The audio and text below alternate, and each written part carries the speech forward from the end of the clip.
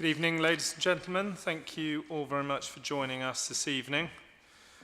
My name is Councillor Tom Bennett, and I'm one of the Vice Chairman of the Planning Applications Committee, and I'm chairing this evening's meeting. To my right are my fellow councillors, and it is the 5 of us who will be making the decisions on tonight's cases. I'll let them each introduce themselves, starting from Councillor Whedon-Sands.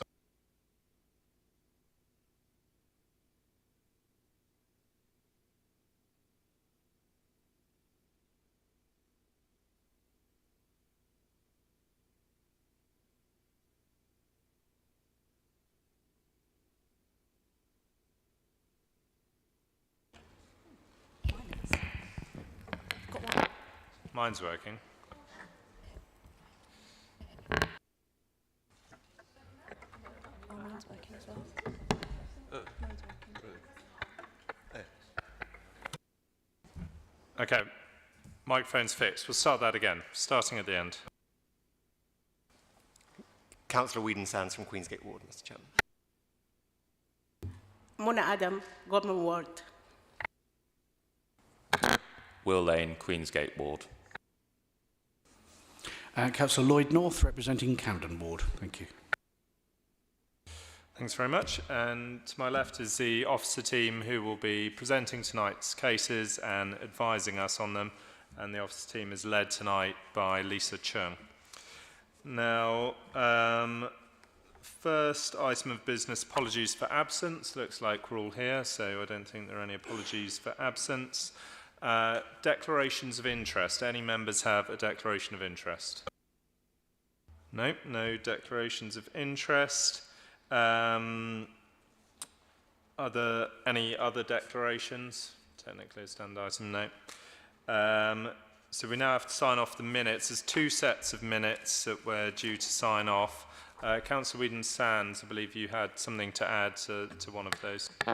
Thank you, Mr. Chairman. Yes, just in the minutes, I don't have them in front of me because I don't think they were printed off, but the ones that were circulated, I think from the meeting in September, there was the item on Pembridge Villas, I believe, opposite Viscount Court. And just, I think it's important in the discussion that was had, there's reference made to the 2015 planning permission that was granted. Part of that discussion was a fact that there was a condition in there that the committee had decided on which was not included. And our discussions revolved really around that. So I think in the section of the minutes where it references that discussion on the hours and the use of the outside area, I feel that it's important, for the sake of clarity, that we include a line in there about the fact that in the 2015 permission, part of the contentious issue was the fact that a condition the committee had agreed was then not included. Okay, thank you. And I remember you raised that in the meeting. So if Mr. Traherne, if you need any more details on that, could you email Councillor Whedon-Sands? I'm sure he would provide more information. Could you advise me, can I sign them off with taking into account that comment that's been made? Okay, so I still can go ahead and sign them. Yeah, right, so let me do that quickly.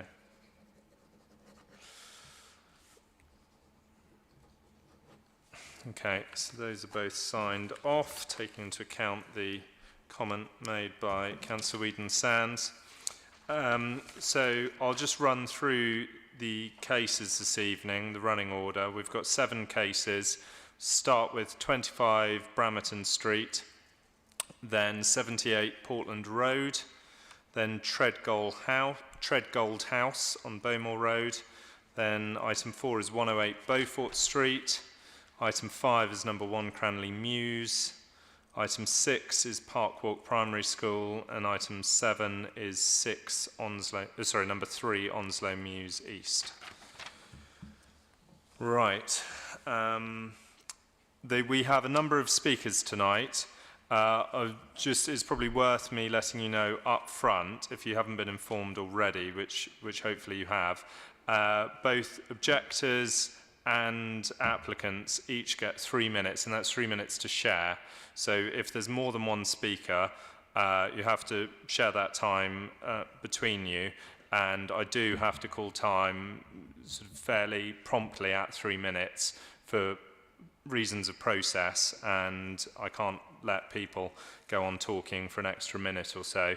Otherwise, we can be called up based on procedure. So it might sound rude at the time. I'm not trying to be rude. We just have to be reasonably strict. If you go 5-10 seconds over, that's fine, but no more than that. So I'd, yeah, appreciate that, and I'll let you know when 3 minutes is up. I think that's it in terms of procedure, so let us proceed to our first case, 25 Bramerton Street. Who's presenting? Gabby Wesley, over to you. Thank you, Chairman. This is an application for planning permission for the demolition and replacement of the existing rear extension and the installation of a roof terrace. The roof terrace would also include a glazed roof light which would be positioned towards the rear elevation. The application site is located on Bramerton Street, which is just off the King's Road with Glebe Place to the rear. The property is mid-terraced and is 2 stories in height with a lower ground floor level.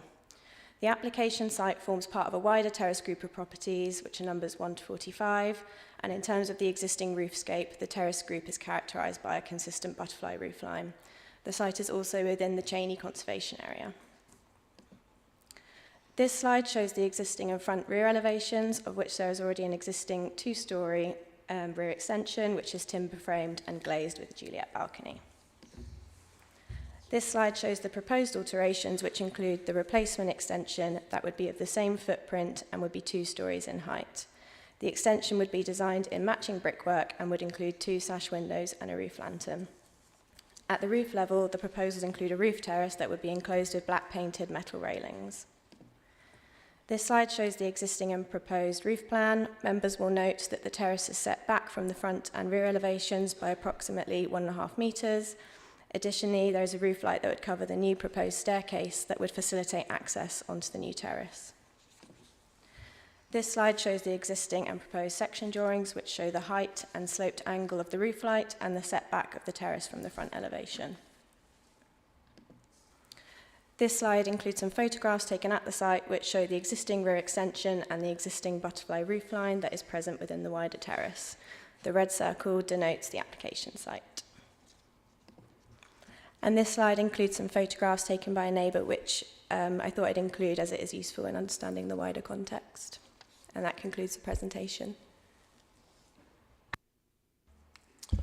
Thank you very much. So we now move to objectors, and I think we've got Mr. Norrie registered to speak. Mr. Norrie, are you with us? I am, yes. I'm over here. Oh, sorry. That's okay. Yeah, you're just hiding behind the gentleman in front. Mr. Norrie, you have 3 minutes to speak. Give me 1 second. I'll just get my stopwatch out. 3 minutes, whenever you're ready. Okay, thank you for allowing me to say a few words as an objector. I'm here on behalf of myself, as I'm most directly affected, as my house backs onto 25 Bramerton, and I'm authorised and directed to speak on behalf of 8 other concerned neighbours. We are deeply concerned about the potential damage of the Cheney Conservation Area, and I would like the committee to consider the application of my comments as if it was their house. I bought the house 16 years ago with a long garden, privacy and tranquility. So I'd like them to consider the comments with regards if it was their house. We ideally want the roof terrace part of the proposal cancelled completely. If you look at the last diagram, you can see how close the terrace is to overlooking gardens and the accompanying noise that it would bring, and the low level of 2 stories. But to the extent that the committee wants to grant the roof terrace, I recommend on behalf of the objectors and residents the following refinements, if I may. The Planning Committee recognised the requirements for a safety rail. I recommend 2 adjustments. The safety rail is 2,000 millimetres from both the front and back elevations, and 2, the most important, the safety rail goes right across the width of the house at the back. The proposed terrace, in terms of length, is nearly half the size of a cricket square. And as the lady said, it is actually positioned towards the rear of the elevation. Recommendation is made that access to the roof terrace is made only from inside the safety rails that go right across the width of the rear elevation. At the same time, the access hatch is indeed moved to the centre of the roof terrace and away from the rear elevation. I had a property myself, and I managed the way that I got to the roof in the council 25 years ago was I had a spiral staircase, and that's how I got access to the roof. And I had an electronic hatch, so you can literally walk from the spiral staircase onto the roof. You didn't have to outside stairs, and you don't have to go outside the safety railings. The recommendations being proposed confirm and support the rationale that owners at Bramham Street have for safety by extending the safety rail right across the rear elevation. This is the correct thing to do, and there is plenty of space to move the railings back to 2,000 millimetres from front and rear elevations. And there is plenty of scope to gain access from inside the safety railings. Each of these recommendations will reduce, not remove, however, overlooking into my and other neighbouring glebe gardens and the intrusion that this will bring and harmful in terms of privacy and dilution to glebe residents. These recommendations will also hopefully reduce the inevitable human noise, clinking of glasses and bad feeling that might start to exist between owners of houses in Bramham Street with roof terraces and those that live in Glebe Place. I think my recommendation is the best solution for all parties, and I would hope the Planning Committee would see it that way too. Plus, it might be a base case for future proposals. Okay, well, thank you very much, Mr. Norrie. We now have the agent for the applicant joining us, Mr. Grove. Hello. Mr. Grove, you also have 3 minutes. Please start whenever you're ready. Good evening, committee. Speaking on behalf of the practice, Adam Architecture are a leading practice specialising in traditional and classical architecture with over 70 years' experience working on buildings such as the one in front of us today. We have worked closely with RBKC and thank the case officer and wider team for their time and focus on this application as they work to balance the comments from residents and our clients' aspirations for the property. We are pleased that the recommendation today is for approval and hope that you'll be able to support this application. It is noted that numbers 1, 13, 27, 40, 41 and 46 Brampton Street have roof terraces of varying sizes which have received permission in recent years. The property at number 25 has very limited external space, and the last 3 years have thrown into sharp focus the importance of having access to private amenity space and the benefits this provides.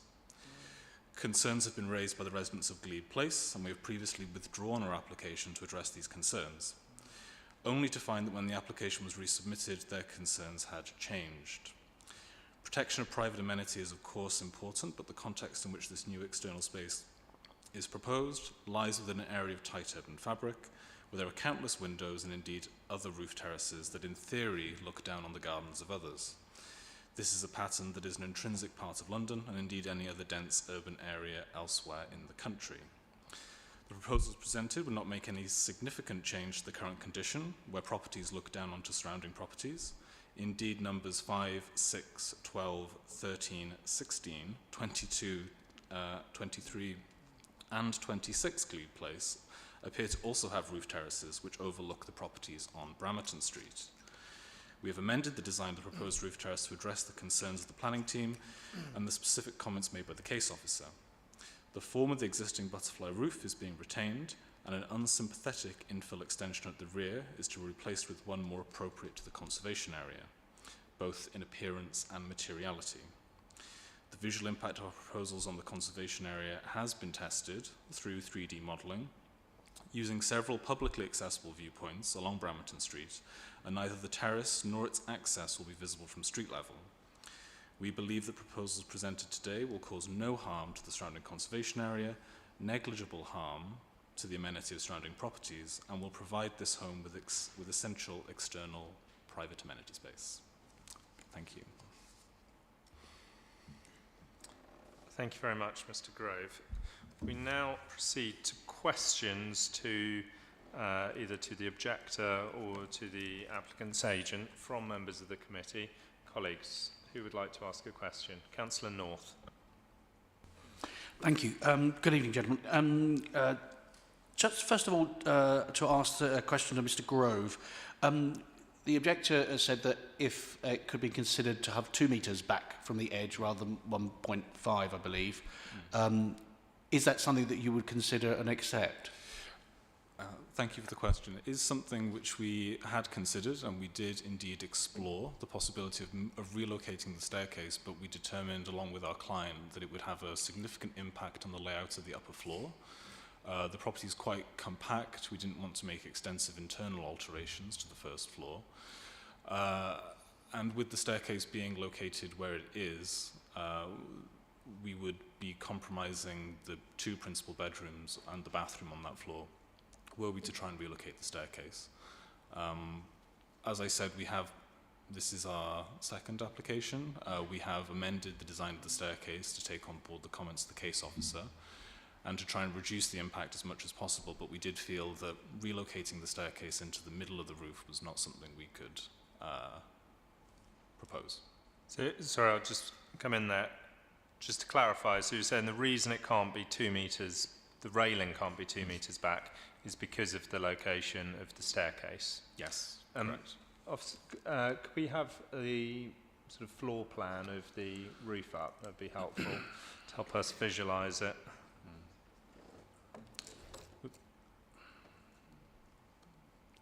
Yeah, so as you can see, it's a little difficult with the projection, but where the area with the roof lantern is shown, the existing staircase sits directly below that level, and the winders that you see coming out and then wrapping back up onto the roof is where the staircase sits directly below. I'm not sure if we have a plan of the floor below for comparison. I mean, the section, I suppose, illustrates the point as well, the proposed one there on the right. We've kept the staircase stacked for obviously a visual unity as you move up through the property, but also to respect the historic layout of the upper floor. So I'm just visualising that. So the back is the right-hand side. Yes. Yeah. And so as you come up the stairs, okay, could you go back to the floor plan, please?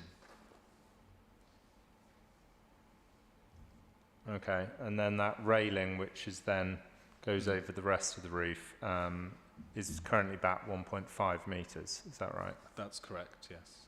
But of course, because the staircase, in our previous iteration, we had a sliding glass roof light, which rolled back and opened up to reveal the staircase.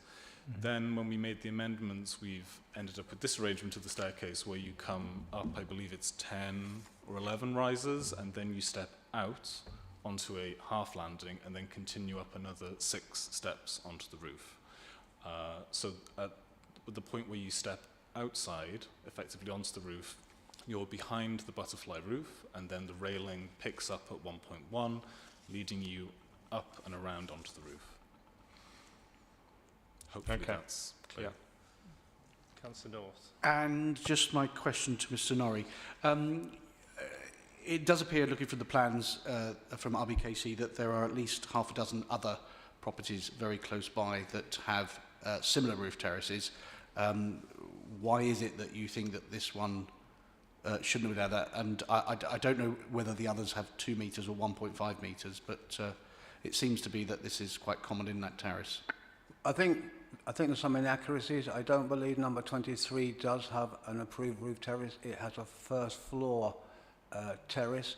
With regards to number 27, I think I've been informed by the case officer, which if you go back to that picture, if you go back to the picture which Miss Wesley showed, the very last one, you can see number 27 on the left-hand side, and they talk about the butterfly design, but clearly the butterfly design has been completely compromised, if I may use the word, by that monstrosity of a grey, whatever it is, cupboard, and an outside air conditioning. So that's completely compromised the butterfly design. I'm not aware, I believe there is a historic one at number 33 that I think is an isolated case. I'm not aware of, in fact I would disagree with the report, that there are several roof terraces within Glebe Place. The only two that I know is number 27, which I do not believe would get approved now, and number 33, which I think Ms. Wesley, in previous application, sort of said it was an isolated, harmful case. So I do not have, with all due respect, access to all the roof terraces on all the houses, but there does seem to be, in the last 2 years, and I'm right in the middle of 27 and 25, and it may not compromise a planning condition, but these are so low-level houses. And it is interesting, the comment being made that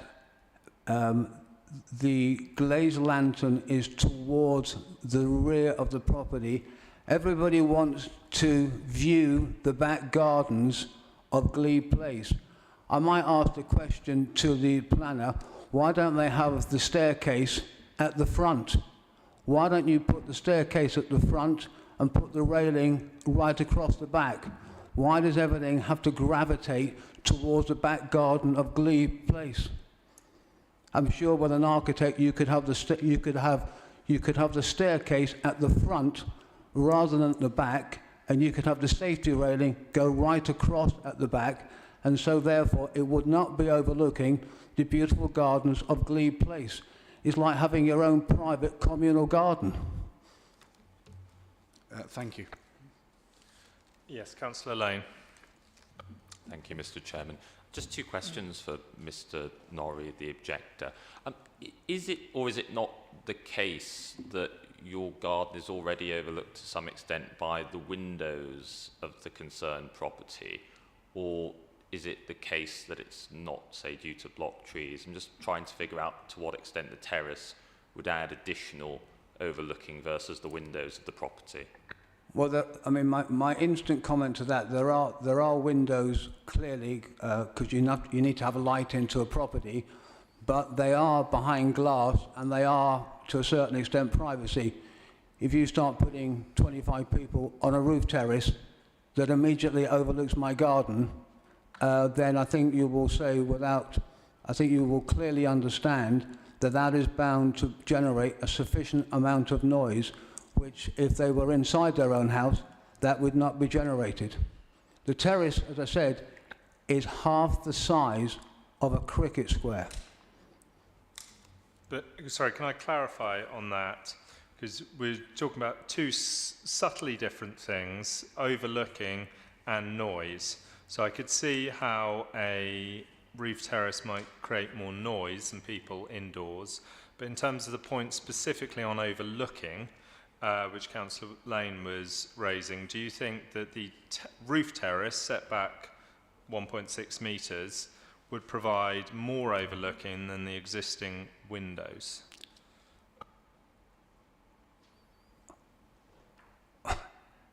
Well, the answer to that would be no, but the practicalities of that, sir, would be that you're going to have people constantly going up the stair, which is overlooking my garden to a certain extent. So if nobody ever used the roof terrace, that would be absolutely fine. But as people are going to use the roof terrace and go up the stairs, which is, as you say, right overlooking the garden, because that's the only way they can get to the roof terrace. Therefore, I think a practical consideration needs to be taken in place. But clearly, the windows of the house are closer to my garden, yes. But without repeating myself, the people are going to be outside when they use the roof terrace. And to get to the roof terrace, they're going to have to go up that staircase, which directly overlooks my garden and is right on the edge of the house, as you have seen from the photograph yourself. That's why I suggested you have a railing that goes right across the back, so therefore they don't overlook the garden. Okay, well, thank you. Let's explore that point with Mr. Grove. Mr. Grove, 2 points there. One, the suggestion that the railing goes right across the back, if you could speak to that, and also whether there could be any element of privacy screening on the staircase going up. Thank you. So reference to the first point, as you saw from the plan, the fact that the staircase is, or the plan of the staircase below, which we've continued up, is tight against the rear wall of the property, the railing necessarily has to do a dogleg to get around the area of the staircase that comes up onto the roof. We could push back the portion of the railing towards the rear a little further, but that's only going to be on half of the roof because half of the roof is taken up with the staircase coming up.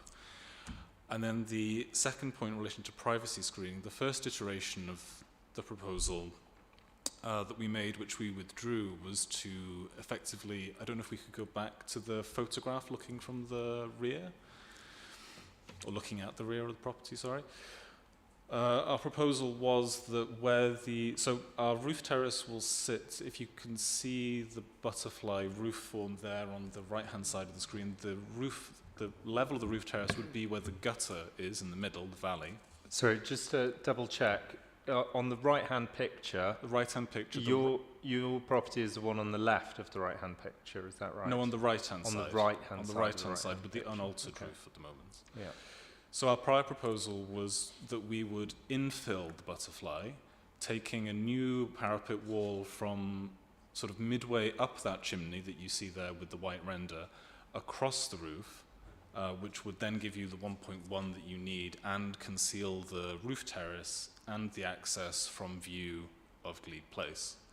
An objection was raised to that the parapet wall being solid would obscure light for the gardens of Glebe Place, and then we switched it to a open metal railing instead. Okay, thank you. This might be one we could pursue further with officers in the next part of the meeting, but thank you for your answer. Colleagues, other questions?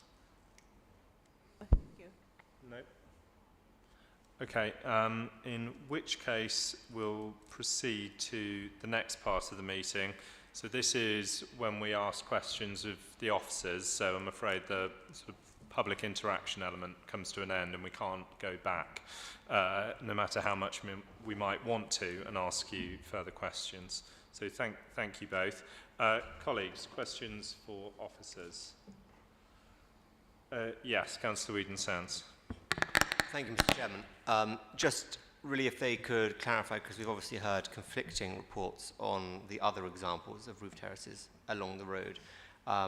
Could perhaps officers go into a bit more detail about how similar or different some of the others are to what's being proposed here? Yep, so permission was granted at number 23 Bramerton Street for a similar proposal. The access hatch at that one followed the same profile as the proposed roof hatch. Is perhaps a confusion here because it might not have been built yet? Yes, that one hasn't been Right. implemented just Okay. yet. The one at number 27 received consent a couple of years ago and has been built out now. So that's the one Mr. that... Chairman, Okay. I've never been here before. I'm sorry. We're not allowed, as I say, no matter how much we might want to. He owns the house. Sorry, I'm very sorry. I'm very sorry. We can't Okay, speak with okay, you okay. anymore. I apologise. Sorry. I'm sorry. I'm sorry. We can't discuss. It's factually incorrect. We cannot. We have all your objections written in front of us. We've read them. We can't discuss it further with you. Terrace, it's the first floor Please, sir, please. But it's factually incorrect. What do I've you do? asked politely. Andrew. I would ask one last time. Yes, okay. Please But please bear that in don't mind. address us any further. Councillor Whedon-Sands, any follow-up question on that? Well, I guess just on one can't help but overhear the comment that was obviously a floor lower than what's being proposed here is my understanding. Oh, is that correct? With that planning permission? Is that? No, that one was on the roof terrace because we checked it during the process of assessing this current application. Thank you very much. Could I explore this point about privacy screening the staircase? Because the staircase obviously comes right to the back of the property, whereas once you're up on the top, it's set back. Is that something we explored and decided wouldn't be a good idea? Officers, we considered the installation of a trellis, but sometimes they can add visual clutter at the roof level, so it wasn't included or recommended in this instance. But if members felt that it was appropriate, we could include a pre-commencement condition to secure details of the trellis to be submitted. Colleagues, would you say it's a difficult balance between visual clutter and privacy? Is that the only way that this could be dealt with as a screening of, or is there another way? Yes, I think that would be the only way it could really be dealt with. Sorry, Councillor Whedon-Sands? We're talking about the back window. Could one not... The staircase that would lead up to the terrace. And the window that looks then out onto the garden at the back of, the window in that stairwell. Is that... No, I think it's an outside staircase. It's, the external staircase. Oh, right, okay. With railings which are, the current proposal is with railings which are transparent effectively. I mean, we could ask sort of details to be secured. I think it's hard for us to sort of at committee to specify exactly what that should look like, because just that level of detail wouldn't be possible. But I think if we say details to be secured, bearing in mind the privacy concerns, then that would be helpful. Yeah. Okay, we'll add that if members are in agreement. We'll add that as a condition. Any other questions? No? In which case, we will proceed to a vote. So the recommendation is to grant. Could I please see all those in favour? Sorry, Chairman. Yeah. With that, with another condition. Yes, with the additional... Details of trellising to the external staircase. That's exactly correct. Yes.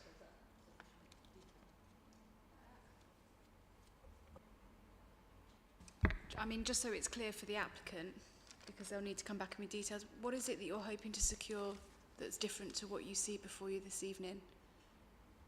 So is it around privacy, and you would expect there to be screening? I would just caution that this is at roof level, and so if you're looking for something that balances privacy versus visual amenity, you're going to need to be quite careful. What you don't want potentially is a solid balustrade or something like that, given it is highly visible, but I appreciate the concerns you have. I think it just might be quite useful if you could just confirm what it is you would be looking to achieve through that condition. You don't have to explicitly say what you want, but I think just so that the applicant understands why you might want something different to the black painted metal railings.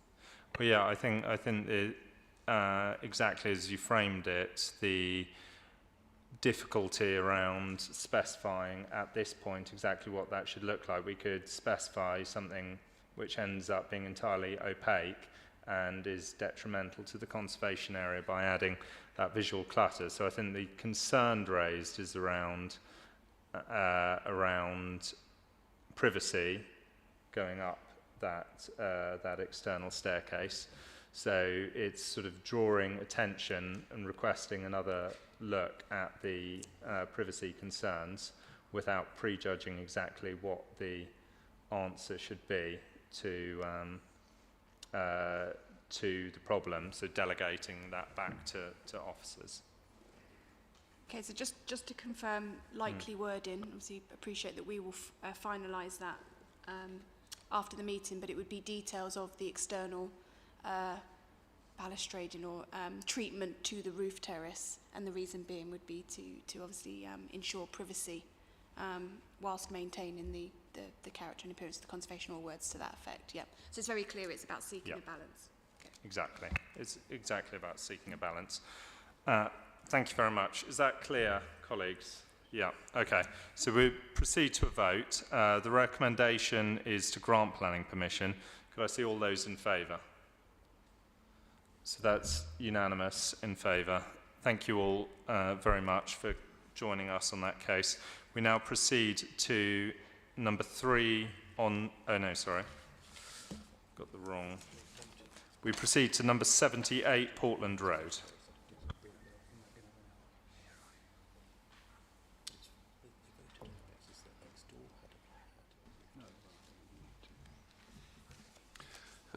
Thank you, Chairman. So to introduce this application, this is basically an application seeking approval for details required by a condition on an existing planning permission. The condition is condition number 3, attached to planning permission for a basement granted in December 2021. And the condition requires details of a sustainable drainage system, or SUDS for short, to be approved. So that's the report that you have before you. To illustrate it, the first slide that I'm showing there is essentially the front of the property, and then the new items that are part of the submitted sustainable drainage strategy are identified in pink. So at the front you can see that it's proposed to install a water butt, it's proposed to install new permeable paving across the whole sort of light well front area. And then also at the bottom of the image, you can see where the non-return valve would be positioned. And then moving to the rear, at the rear, again, the pink basically is all the new facility or the new installation. And the main aspect at the rear is basically a large tank, an attenuation tank. And that is connected through to the main sewer at the front of the property. The idea is that would collect water and obviously slow down the runoff from the premises. And in section terms, you can see right at the bottom that the black square is whoops, I've lost that.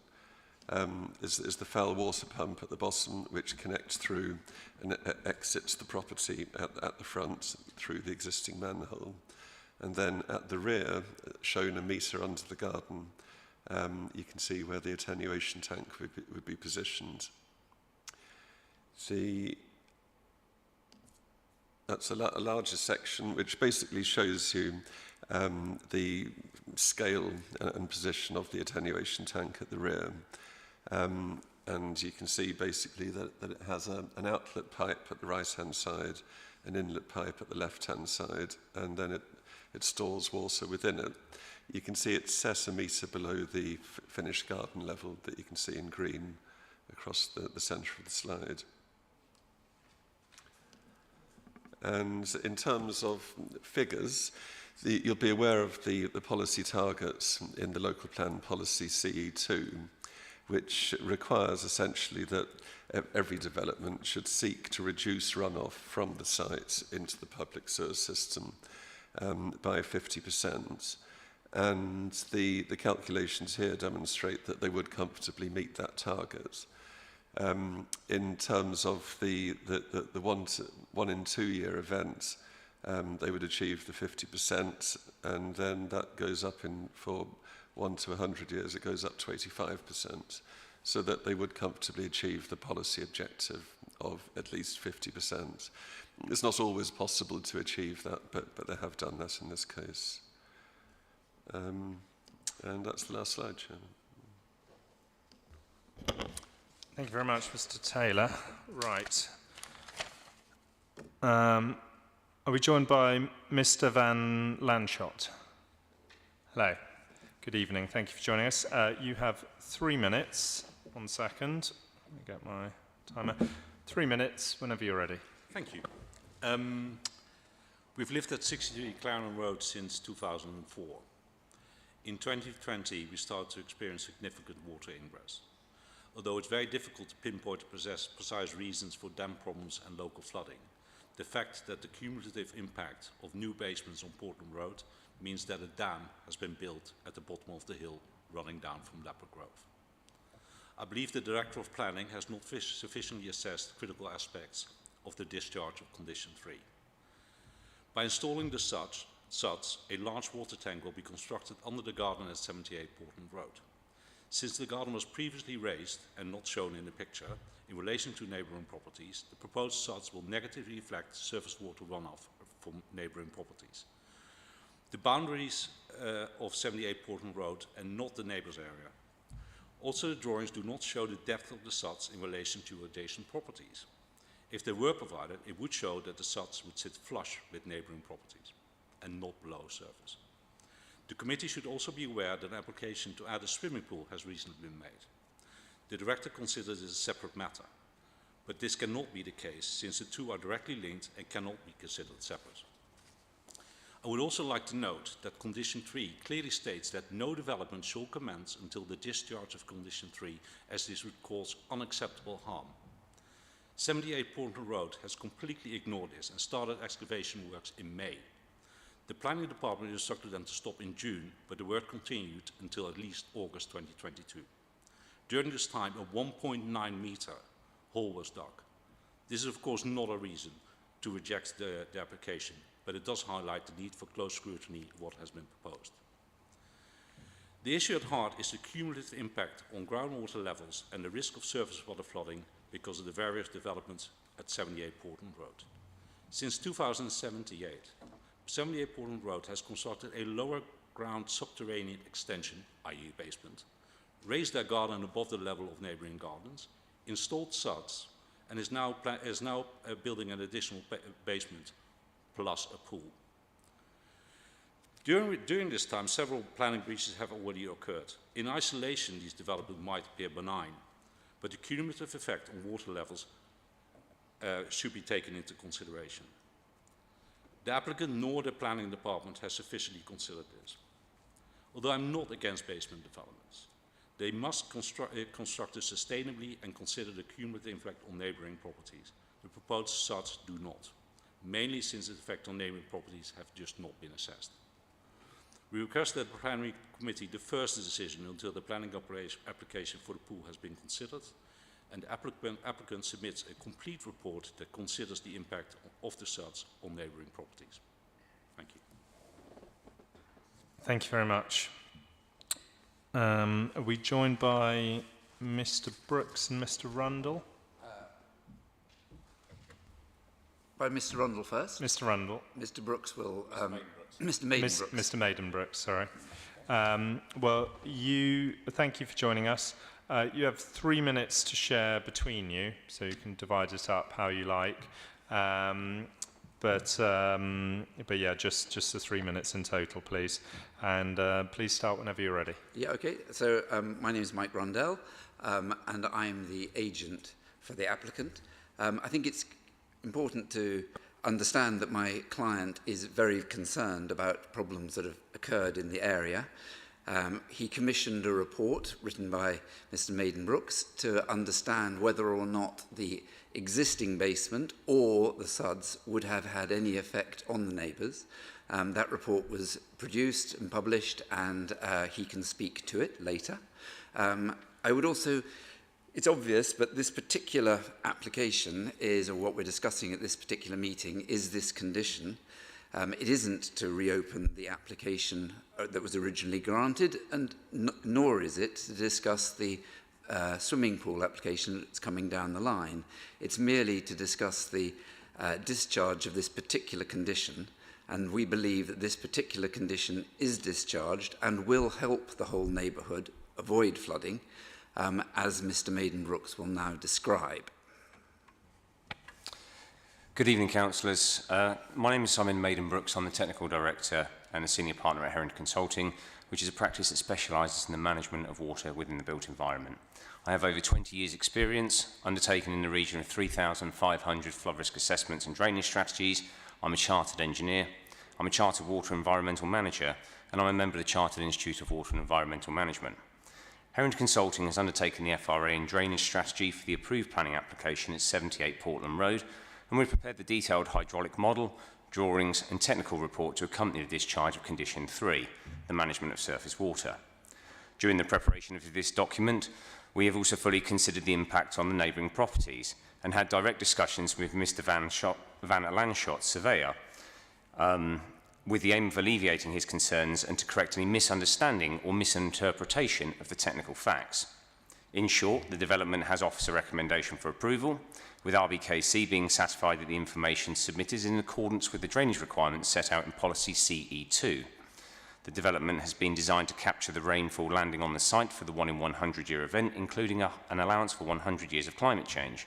The water is proposed to be stored within an attenuation tank located beneath the rear garden and subsequently pumped at a restricted rate to the public sewer. This system serves to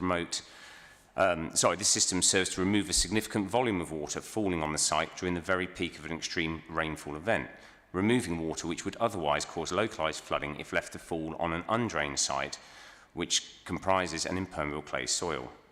By releasing the water in a controlled manner into the public sewer system located on the front of the property, it allows the sewer network to accommodate the volume of water over a longer period of time, again reducing the risk of flooding to neighbouring properties.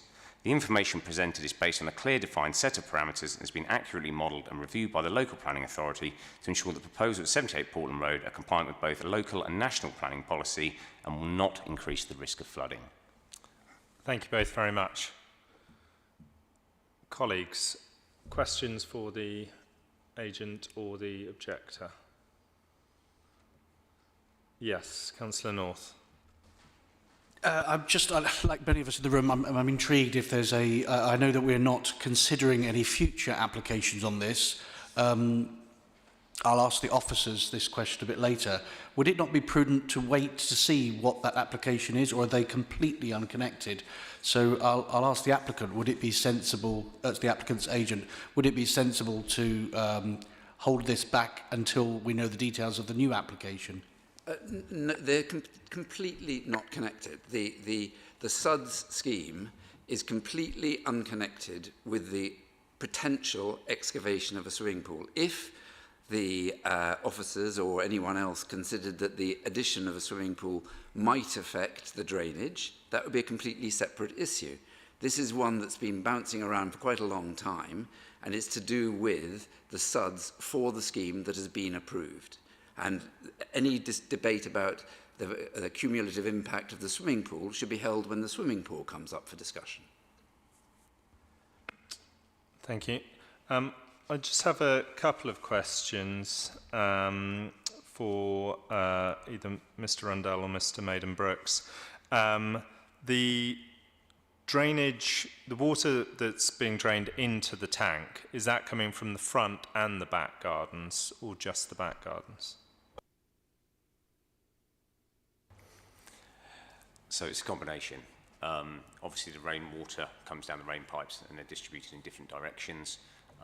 The water to the rear of the property is diverted into the tank. There are sections of permeable paving which ultimately act the same as a tank, basically. So there's a section at the front that holds that water. There's a section at the back in the tank that holds the water. The two are then combined for what we call a demarcation chamber before it enters the public sewer, where they're combined, but at that restricted rate. Okay, so it's water coming off the roof, water landing directly in the back garden area, and water landing at the front, in the front garden. It's anything in impermeable area, but we also include what we call a CV factor of 1, to not get too technical, but basically it accounts for greenfield runoff as well. So it's actually a conservative estimate that we've taken into account. Now, one, and this is a general point, but I would like to know how you deal with it with respect to this application. Now, I've seen it raised that a problem with permeable paving is on day one it's great and all the calculations are done day one, but it can then become blocked and not operate in the same way and not allow that water to drain through and be stored. How will you deal with that? There's actually a maintenance regime that comes with this, and I think that's actually a fallacy that permeable paving becomes blocked. If we refer to the Serious SUDS manual, which is what most of the industry best practice is based on, it's very hard to block permeable paving. It's made of permeable block pavers with, holes in between. So whilst you can get weed growth in one area, it will still allow water to go through. So the several manufacturers, demonstrated it doesn't. The way to maintain it is simply to brush it and to refill, and you do that on a maintenance regime. As you would the pump, you would need to maintain the pump as well. That's integral to any SUDS. And so the SUD submission includes you've made, it includes the maintenance regime. Is that correct? There's a requirement in CE2 to talk about maintenance and have maintenance in there. And normally it's to the property owner in this case. If it's a larger development, it'd be maybe under a communal management company. But yes, there's a requirement to maintain the SUDs. Okay, that's helpful. And then the calculations, I don't need all the details, but exactly how are those figures, that sort of 50, whatever it was, 51%, 85%, how has that arrived? Is there an accepted piece of software, or how is that calculated? So I'll try and keep this simple because it's very complex piece of software. So ultimately what we do is we take the impermeable area of the existing site and we calculate what the runoff will be without any attenuation at all. So what will come out at the end of the pipe.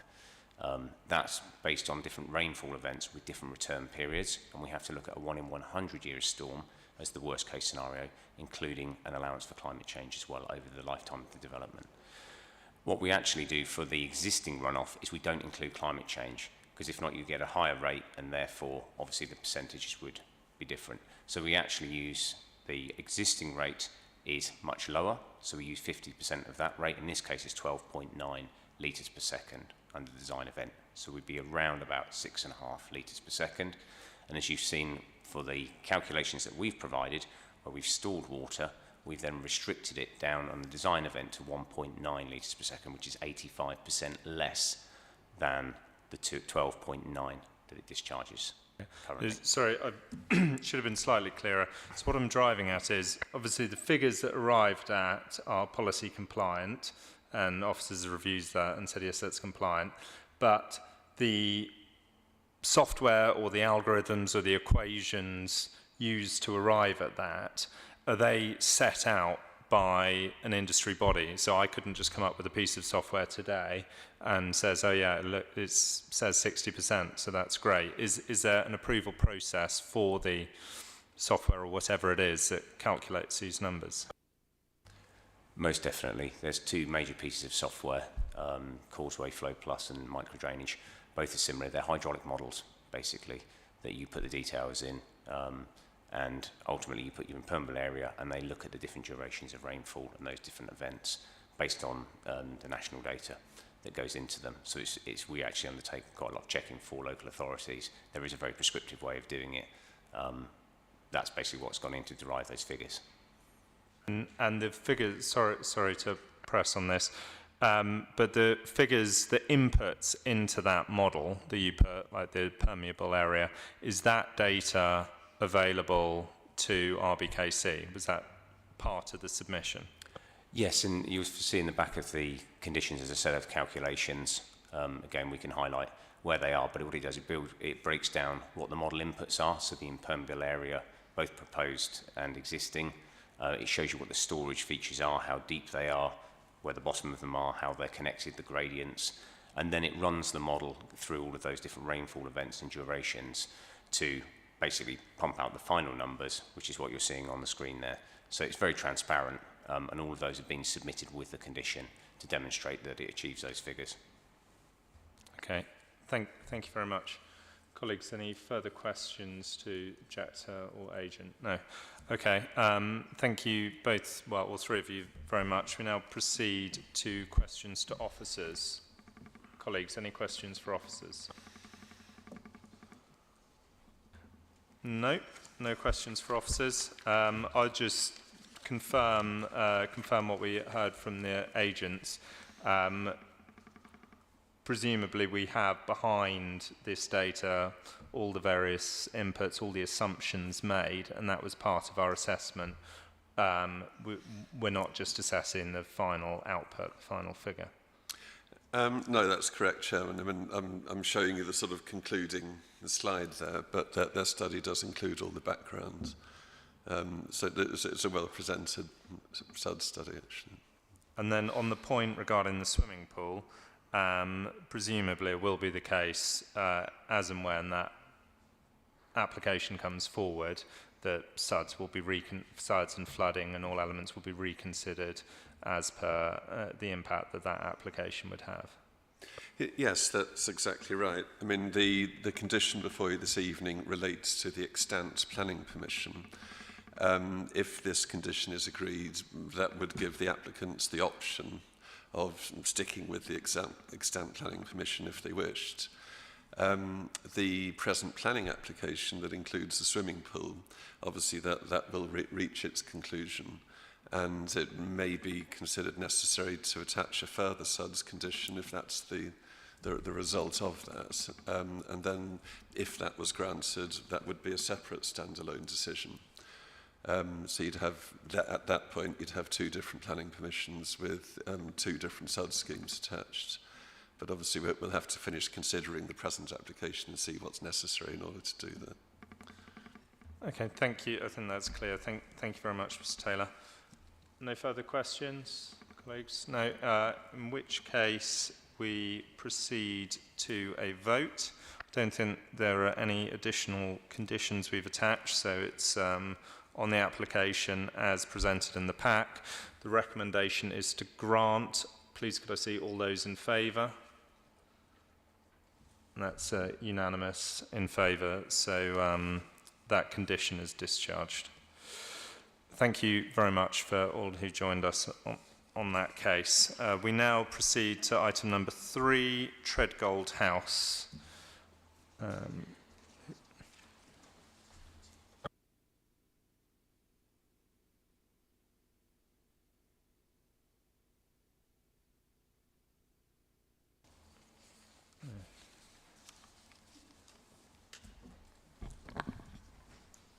Thank you, Chairman. Thank you. So this application is the Council's own application for works to Treadgold House. The works concerned would be to the roof of the building and the external facades, primarily to improve the thermal efficiency of the homes within this building. The result of these works would be to reduce heat loss from the homes and also to reduce the potential risk of overheating. You can see on the image here that the site comprises 2 blocks of 5 stories, bounded by Grenfell Road to the west and Beaumont Road to the south, and then the Kensington Leisure Centre. The Avondale Conservation Area is located to the south of Beaumont Road. In this image of the street view, you can see the relationship of the application Sorry, building. we're not seeing the images. Oh, my apologies for that.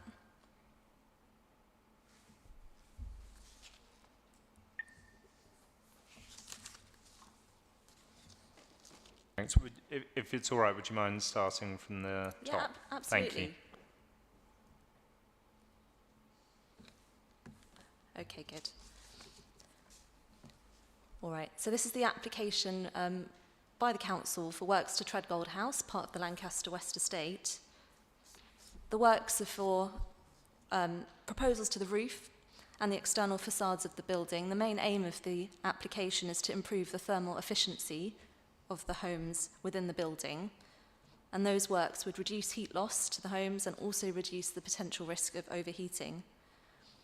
The building comprises 2 blocks, 5 stories each, and they're bounded by Beaumont Road to the south and Grenfell Road to the west, and you can also see Kensington Leisure Centre there too.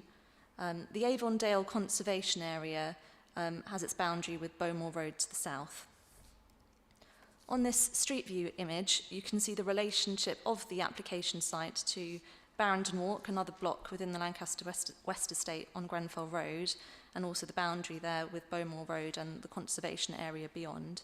And you'll also see that the application building is set back from those surrounding streets by landscaping.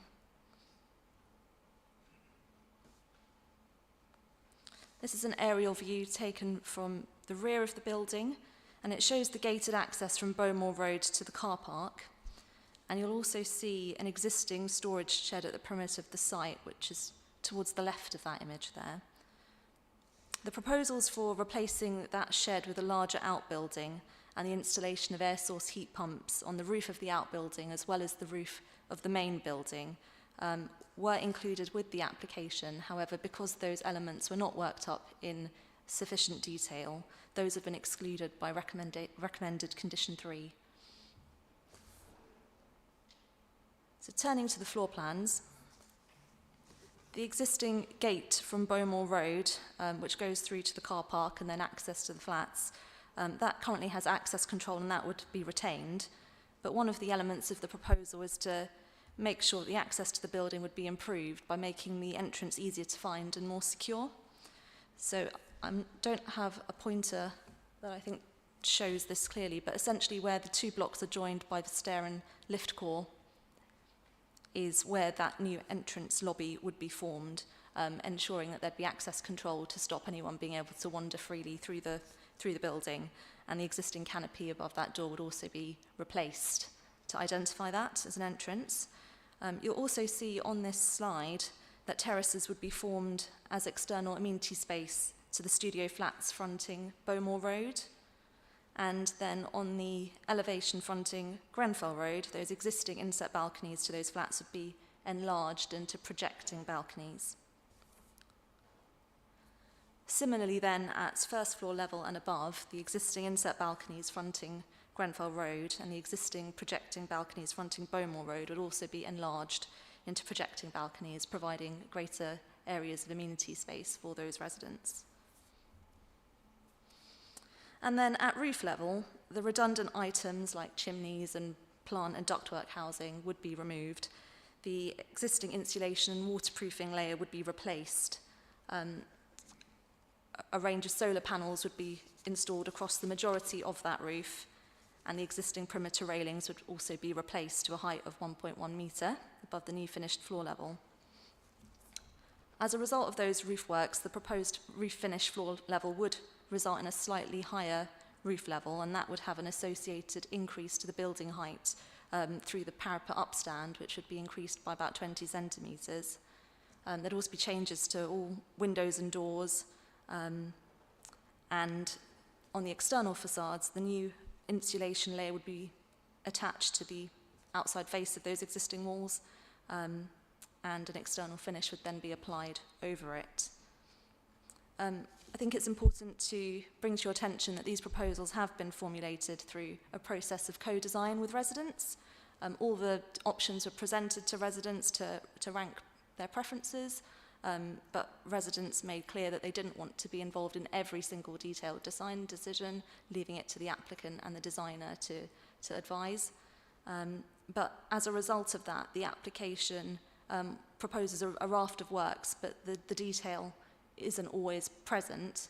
And so to ensure that that process of co-design can achieve its required outcome, but also ensuring that the local planning authority maintains control over the appearance of the building, you'll see that recommended condition 4 requires a range of further details for submission and approval, and those details would then ensure that the appearance of these works would be acceptable and ensure that they would have an acceptable impact on the appearance of the building, the townscape, and also the setting of the conservation area. And there ends my presentation. Thank you very much. So we're not joined by any speakers, so we move straight to questions to officers. I think I'll just make one point, and I understand why it has come forward at this stage, but there is an awful lot covered by condition 4 in terms of aesthetics, and normally we'd expect to see more detail by the time it got to us.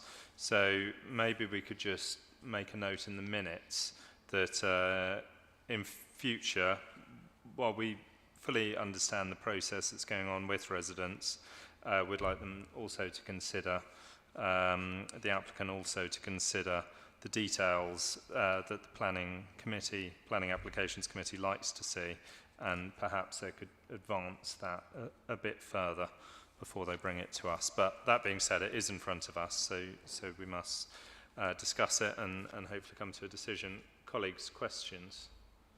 Yes, Councillor North. Just to pick up on a couple of things that have already been made clear, I noticed that 185 properties were notified, but there was no objections to this plan as is. And you noted that there'd been consultation. And just a clarification on the conservation areas, I did look at the plan. I could see it's not actually in the conservation area, it's on the edge of, is that correct? Yes, that's correct. The Avondale Conservation Area is to the south of Bowmore Road. Yes. Yeah. Thank you.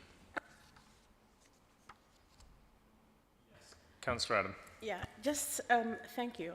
But I'd like to ask, because I haven't seen any consultation with the residents about it, and a bit strange, because for me, it seems like a big project, and just like having no comments from public raising concern, I would like to know why or how we can, at least some of the residents or the area about what is going on. Could I just clarify, are you referring to the residents of the building or the surrounding area or both? A surrounding area, because for me it's a huge project. So definitely they're going to affect surrounding areas. And if you because from the application, I can't see any comments from public, and that is a bit strange to me. Yeah, no, that is an interesting point. So could you tell us a little bit more on that, you know, what work was done to consult with the surrounding area and why you think there haven't been any comments? Yeah, of course. So I just want to clarify, first of all, there are potentially two consultation processes we're talking about here. There's the consultation done by the Lancaster West Neighbourhoods team, who are applicant for this particular application, and then there's also the consultation carried out by the planning department. So it's the consultation by the planning department that's referred to in the report, with the number of neighbours written to surrounding the red line boundary of the site. And as the report states, we didn't receive any representations to that particular exercise. Preceding that, prior to the application being submitted, the Lancaster West Neighbourhoods team have been carrying out a programme of engagement about the works to Treadgold House, but also to the wider estate, where this fits into a wider project to make sure that the homes on the estate are brought up to carbon neutral standards. The information presented with the application does outline engagement events that took place, such as pop-up events in May, booklets being sent to every property in this particular building to explain what the project was about, and providing details of options where residents could then give feedback. For Treadgold House in particular, there are some properties that are voids, so that there aren't any people living in them. There are some that are owned by the freeholder, and so of the 38 properties that exist in the building, there were actually 28, if you could say, eligible households to participate in that exercise. And yes, with the information submitted with the application, it does include details of that process carried out. So when you say properties owned by the freeholder, what do you mean?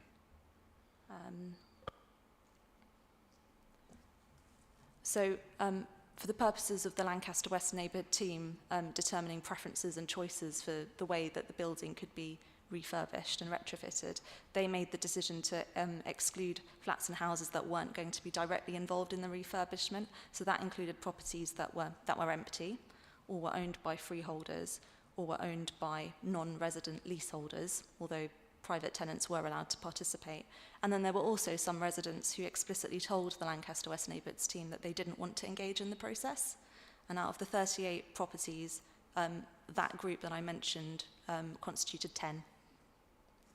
Okay, so is everyone who currently lives there, whether they're a tenant or a leaseholder, were they all consulted? They were consulted by the planning department, yes. Sorry, but in the other consultation, I just didn't fully understand. So everyone who, in the prior consultation, so everyone who lives there, be they tenant or owner-occupier, consultant. They'd all be aware of the project by the team, but in terms of the applicant team asking for preferences on materials and design and appearance, it was their decision to exclude flats and houses that constituted, obviously, the empty ones, because no one's there, but the ones owned by the freeholders and ones owned by non-resident leaseholders. Okay, I'm not sure what it means, the ones owned by freeholders. But Is the freeholders RBKC, is it? I'm just slightly confused on that one point. I mean, in many ways, it's not a planning matter, so I won't dwell on it much longer. But Yeah, but I mean, what I can tell you is that 10 out of 38 properties were in effect not, filling out forms or giving their feedback on, the material choices and options for refurbishment, but 28 were. Okay, well, don't fully understand, but as I said, I don't think it's a planning matter, so I'll leave that there. And did that consultation, that presumably did not include neighbours, but the neighbours were consulted by the planning department? Yeah. And there were no responses at all? Yeah, so I can confirm but that the local planning authority's statutory duty to consult has been fully met. Okay, well, Councillor Adam, I agree that that's strange, but from a planning point of view, I think all the statutory obligations are fulfilled. In terms of the, perhaps, well, I don't want to speculate. In terms of the conditions on, condition number 4, which covers all the various elements of how it will actually look in many ways. One thing I wanted to talk about was the facade. So there's currently brickwork, and the conservation area it sort of abuts is brick, and so that sort of matches reasonably well. So there's now going to be insulation put on the outside of that brickwork, but then we're saying that there'll be a further facade put on the outside of that insulation, and that hasn't been determined yet. Yeah.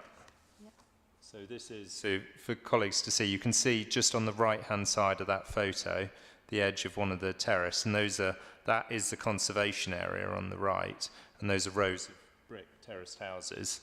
And then the application property obviously isn't exactly the same architecture or anything, but is still brick, and so fits in a way. So, I think it would be a good idea for it to remain brick.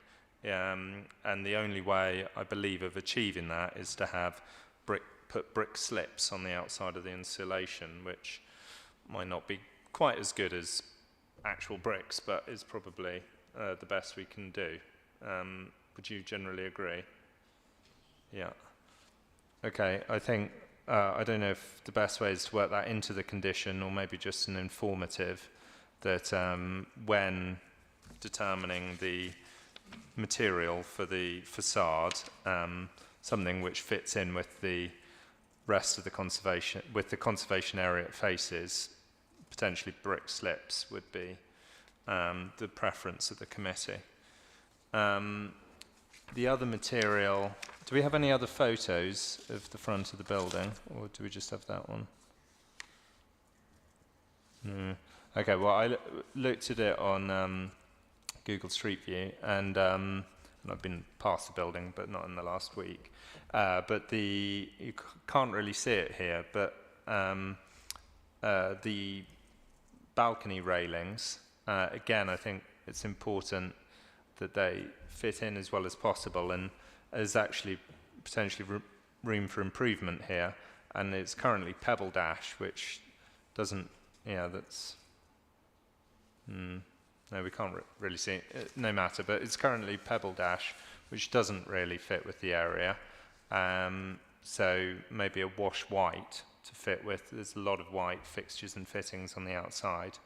So again, I would say something like informative, say to fit in with the area, potentially whitewash for the external balconies. Or if they're done in, black metal railings, something that might work. Don't want to specify, it's hard to specify too much detail, which goes back to my initial point. It's sort of hard for us as a committee to pass comment on this when so many of the details are reserved. But yeah, Councillor Whedon-Sands. Just quickly to clarify, I know it obviously says that in condition 4, these things need to be approved by the planning authority. Does that mean it'll be coming back to committee, or is your assumption that this will then be decided under delegated powers? Would I be right in saying that's a question for the committee, whether we're happy to leave it delegated or whether we'd want it to come back? Yeah, so Yes. it's for us to decide whether we're happy to leave that all to delegated powers or whether we'd like the final details to come back. What are your thoughts? I think we'd like it to come back to committee. Agree. That's unanimous view of the committee then. In which case, I suppose the informatives we've given are irrelevant. We just want the details to come back to committee once they're finalised. Yeah, so that would include the everything pretty much covered in condition 4, but certainly. Sorry, let me get condition 4 up quickly. So the material and look of the facade, yeah, so 4A, details of materials to come back to committee. And then the, is it G? Details of the parapet. Is it, perhaps, Ms. Chung, you could provide some advice on this. Is it easiest for us just to say all of condition 4, or is it better that we specify which elements in particular? If I may answer, Sorry, please, answer please first, do, if that's, yes. if that's Yeah. okay. I firstly just wanted to flag up that hearing your comments about the steer on materials actually is in accordance with what is described in the design and access statement and actually noted on the application drawings. So the residents have expressed a preference for a brick slip finish, and the pebble dash balconies that you referred to as existing that would be replaced, they would be replaced by solid balustrades, and the drawings do include an annotation which show an intention to also continue that brick slip finish, just to give you an idea of where the direction is going in terms of what's coming out of resident engagement. In terms of bringing back details to this committee for decision, the recommended condition 4 has been drafted in such a way that it splits out the various elements of the building. I'm not able to advise at this stage whether all the details are intended to come forward under one submission, or whether they would be coming forward in a piecemeal fashion. It would be beneficial if as many of them could come forward together, because that would allow a better assessment of how the whole fits together. I do think that this application is suffering a little bit from the fact that the material was put together, I think, in July, and things have moved on, and the application is now before you, and it could be the case that details have been actually kind of further worked up. But it's just something to consider, that if you were to select particular details, we just need to think about how that might fit in with the overall composition of the building. I think it can come forward as individual elements, and that's fine, but I'd actually suggest that an informative would be added to advise the applicant to consider the piece comprehensively.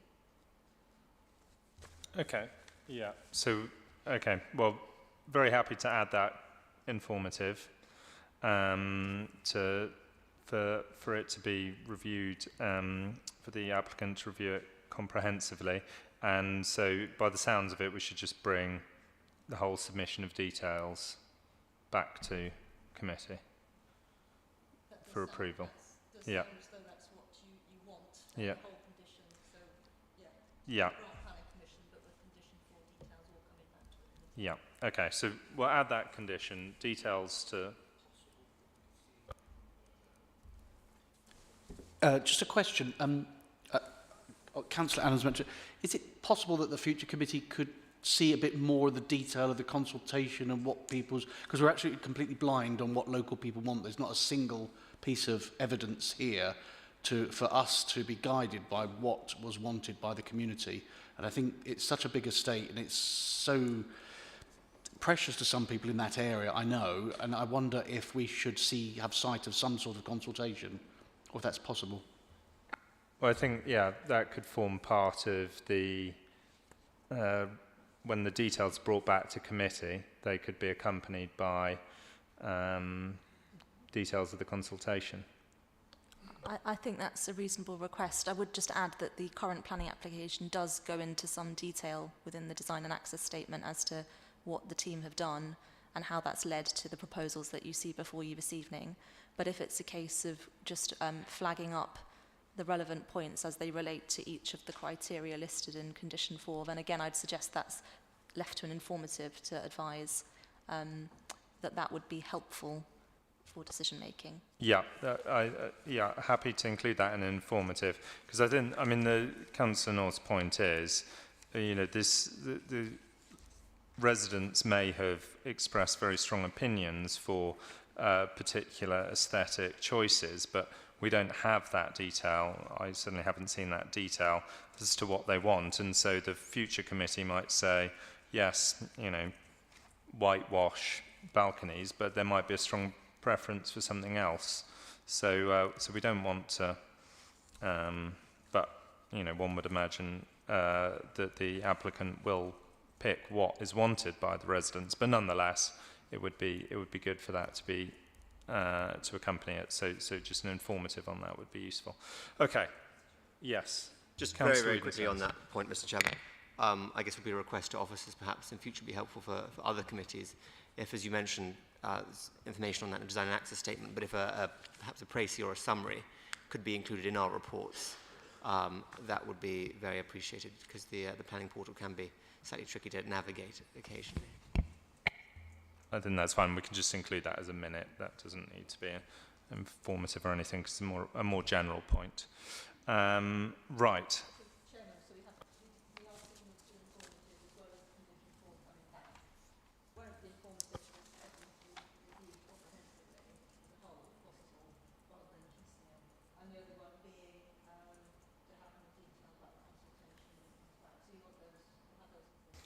Yes, those two informatives, and then the condition that the details come back to committee. Exactly. Okay, colleagues, you're all clear on that and on what we're voting on? Yeah. Okay, happy for us to proceed to a vote? Great. Well, with those informatives and condition just discussed added, the recommendation is to grant planning permission. Please could I see all those in favour? So that's unanimous. Thank you. Okay. Sincere apologies to those waiting. We're going to take a very quick break, but we'll be back in 5 minutes at an absolute maximum. Thank you.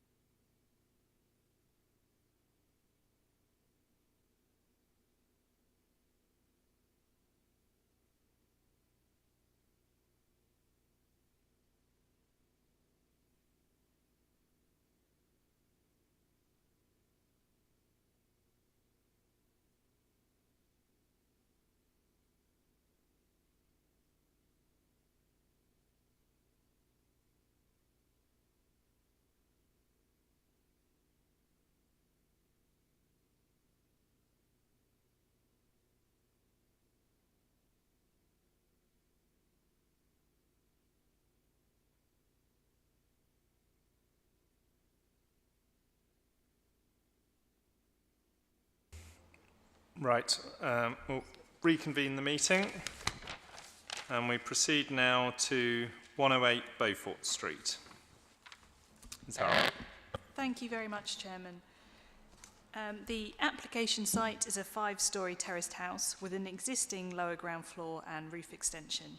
On the screen there is the existing front elevation for you. You can see the lower ground floor and an existing light well at the property on the right-hand side image.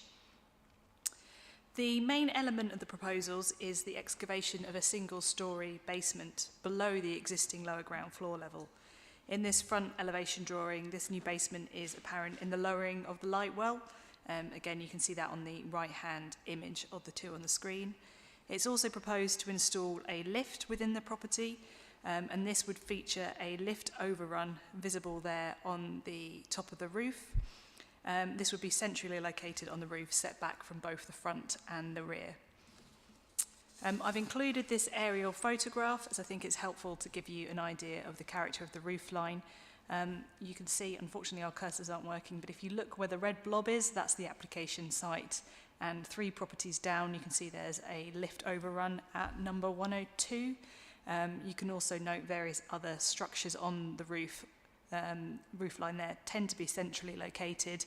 Many of these are access hatches or enclosures.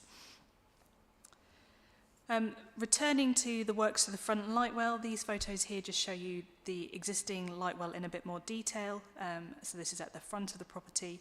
And whilst the proposals involve the excavation of this light well down to basement floor level, a black metal grille would be installed at lower ground floor level, effectively maintaining the floor level that you see there. This slide shows you the existing and proposed rear elevation. The works proposed under the application here include the replacement of the existing rear extension and stairs, as well as the creation of a light well. You can see that on the far right-hand side of the proposed image. Probably better understood thanks to these photographs. So this is the existing rear elevation.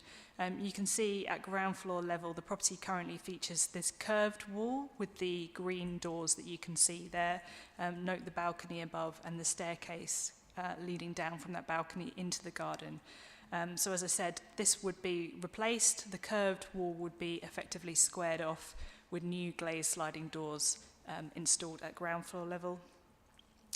I've included these photographs too, just to give you an idea of the visibility and context at the rear of this property. Note in particular the rear boundary wall there, which shields the rear property, particularly at ground floor and lower ground floor level, from the majority of viewpoints. Looking now just at the floor plans to help you understand that the elements at the rear, this shows the existing ground floor plan.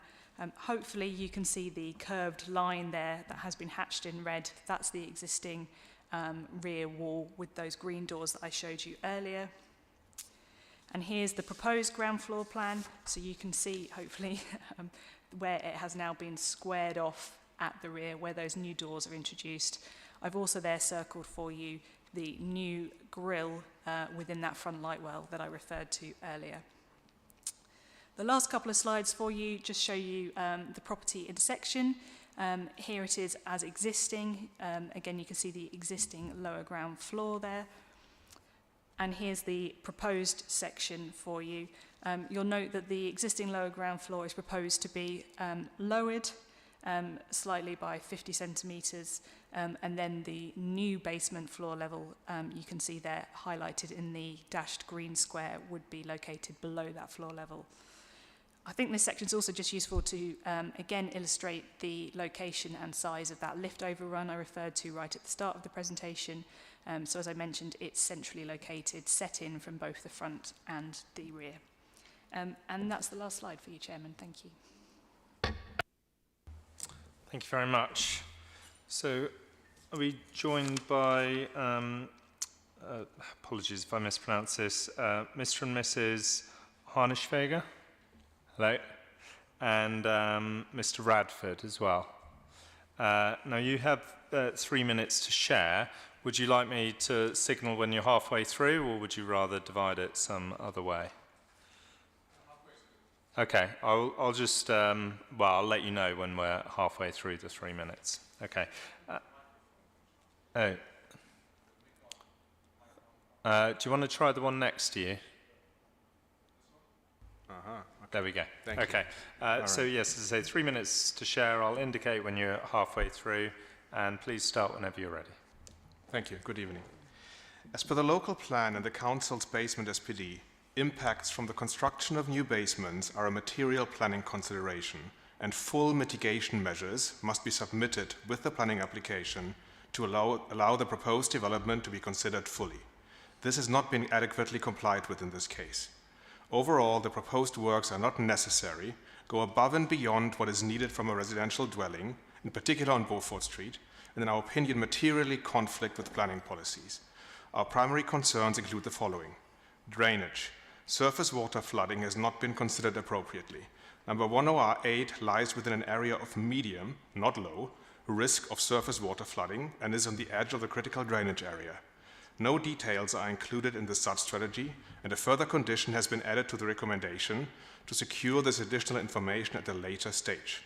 However, this is a key part of understanding the suitability of a basement, and as stated in the SPD, should not be required as an afterthought by way of condition, particularly against the backdrop of climate change and increased flooding. Sewage blockages happen frequently in the street already today. Vibration and noise transfer.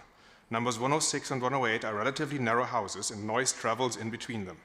The position of the proposed lift will be close to the main habitable space of our flats and will introduce additional noise and vibration on a permanent basis.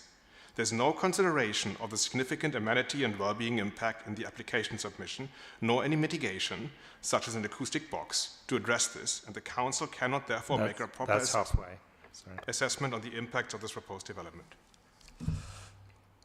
Hello, good evening. Any works below ground or major substructure works will have a significant and highly detrimental impact on the living conditions and the health and well-being of the neighbours, in my opinion.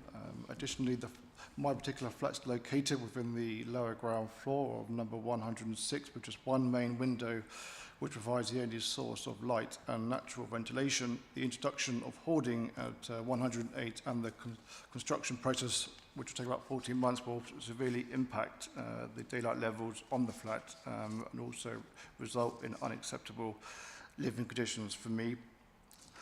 A number of us work from home also, and therefore the legal right to the quiet enjoyment of our home is basically, we no longer have that. The impacts of such extensive construction works, in our opinion, on the livelihoods as well on our private amenity will be significant, and the effect on our legal human rights to the quiet enjoyment of our home. And you know, we recommend for the Council to refuse the planning application, or the bare minimum to introduce some additional relevant conditions such as some acoustic boxing for the lift. Thank you very much. Thank you both very much. Now we have Mr. Schmidt down, agent for the applicant. Thank you for joining us. You also have 3 minutes, so please start whenever you're ready. Thank you. Hello, my name is Timothy Schmidt. I work for Guy Stansfeld Architects. We have been working with the Sheikh family on their planning application. I have a statement from the Sheikh family, which I will read here. Dear committee, firstly, thank you for taking the time this evening to hear our application and to the planning officer for her thoughtful consideration when reviewing and recommending for approval. We are a young family with 4 children under 10 years old. Our older 3 children are of school age and all attend local schools in the borough within half a mile of Beaufort Street. We are not developers who have purchased the property in the hope of extending and turning a profit. Quite the opposite. We are simply looking to build a family home that has the required space to accommodate a large family like ours. The basement application is a vital part of that. Given how unaffordable housing has become in the borough for many young families like us, moving from rented accommodation and buying their first family house together, the only affordable option for us to have a home large enough to accommodate us and within close proximity of schools is through adding floor space and hence bedrooms via the basement. Coming from a traditional South Asian family, it is really important for us to have grandparents who can visit us and spend time with the children. The primary purpose of the lift is to ensure that elderly grandparents with existing health and mobility issues can move around the house freely. Given this, like many London townhouses, is spread out over many floors and encountering stairs is difficult for elderly grandparents. As the planning officer rightly has pointed out, the lift is deliberately in the middle of the house so as not to cause any disturbance to our neighbors. We sympathize and understand that it's not pleasant for our neighbors to be living near a construction site. We have absolutely no desire to cause unnecessary disruption to our neighbors, and to that end, we have carefully selected a professional team that will meticulously manage the site for us. Furthermore, should the application be accepted, we are more than happy to agree to all the suggested conditions attached, so that the council and neighbors can be reassured that we are doing things properly here. We have demonstrated already that we are working within the extensive framework the council has in place to deal with issues of basement construction and internal alterations to be as considerate as possible to those around us. Ultimately, we feel that what we are asking here is not unusual in the borough, as there are many consents for similar works on far more constrained sites than this.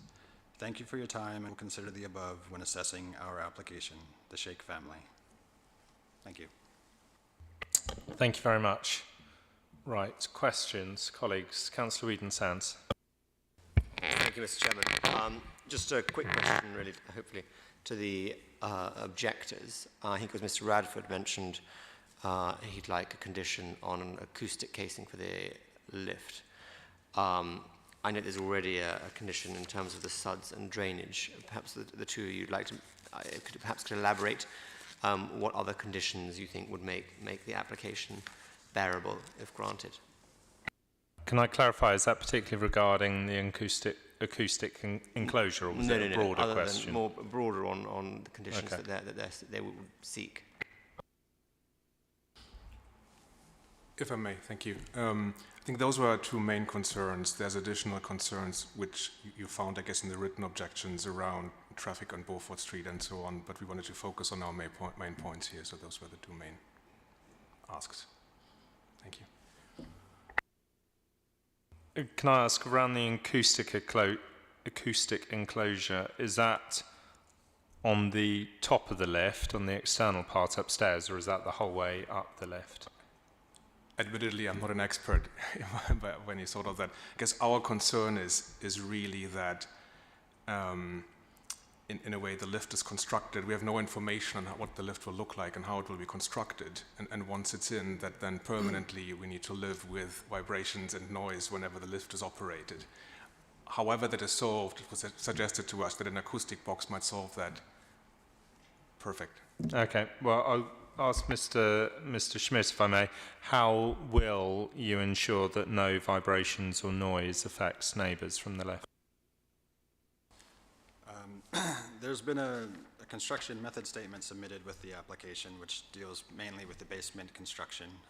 We can certainly expand on that to include the lift in terms of vibration to the structure. I know that they have talked about noise, vibration, and dust throughout the construction process, so I'm sure that's something that can be addressed within the structural statement. Otherwise, the lift has not been specified yet. Certainly something that we will consider when we go through the specification process. Okay. Mr. Schmidt, I also had a question that was raised by one of the objectors who wrote in. So he refers to clay, let me find it. So he says, having the party walls of 108 bearing on clay, while adjoining parts of the terrace have walls bearing on river gravel, will lead to seasonal differential movement. Could you comment on that, please? Again, there's a structural method statement which has been submitted with the application, which deals with the soil conditions of the sites, and they feel that there's no issue with that particular point. I think that's all.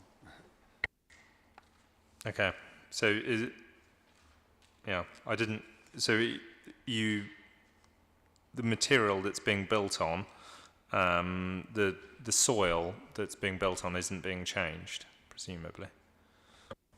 No, the soil, we're just excavating down, we're not changing the soil. Oh, okay, excavating down into the clay, I understand now, versus soil, but that's covered, you're saying that's covered in the construction method statement. Colleagues, other questions? Yes, Councillor Lane. Thank you, Mr. Chairman. Just a couple of questions to the applicant. My first question is, what will the planned lift overrun look like? And are there plans to, say, surround it with either a brick or stucco kind of fascia? I'm just concerned that even if it can't be seen from the neighbouring buildings, it could still be seen from taller buildings further away, drones, anyone using London's aerospace really might be able to see that. So could you comment more on how it will look? Yes, it's proposed to be clad in lead, which is a very typical roofing material, and we think that that will blend in best with the surroundings. Brilliant. And then just one more further question, just in relation to the grille. Sort of similar question really. What materials and style is that going to be in the grille at basement level? The grille itself hasn't been specified, but it will be suitable for walking on, and it can be painted or it can be left as a anodized material. We're happy for that to be conditioned if that's an issue. Well, my preference would be that the style and materials should be of a pre-war or more traditional material. That would be my preference. Thank you. I had a question about the CTMP. So I believe the draft CTMP hasn't been finalised yet. It's proposed to leave a gap of 4.9 metres on the road, which isn't wide enough for 2 London buses to pass. So it's quite a tight gap. Is there any reason that a larger gap couldn't be left?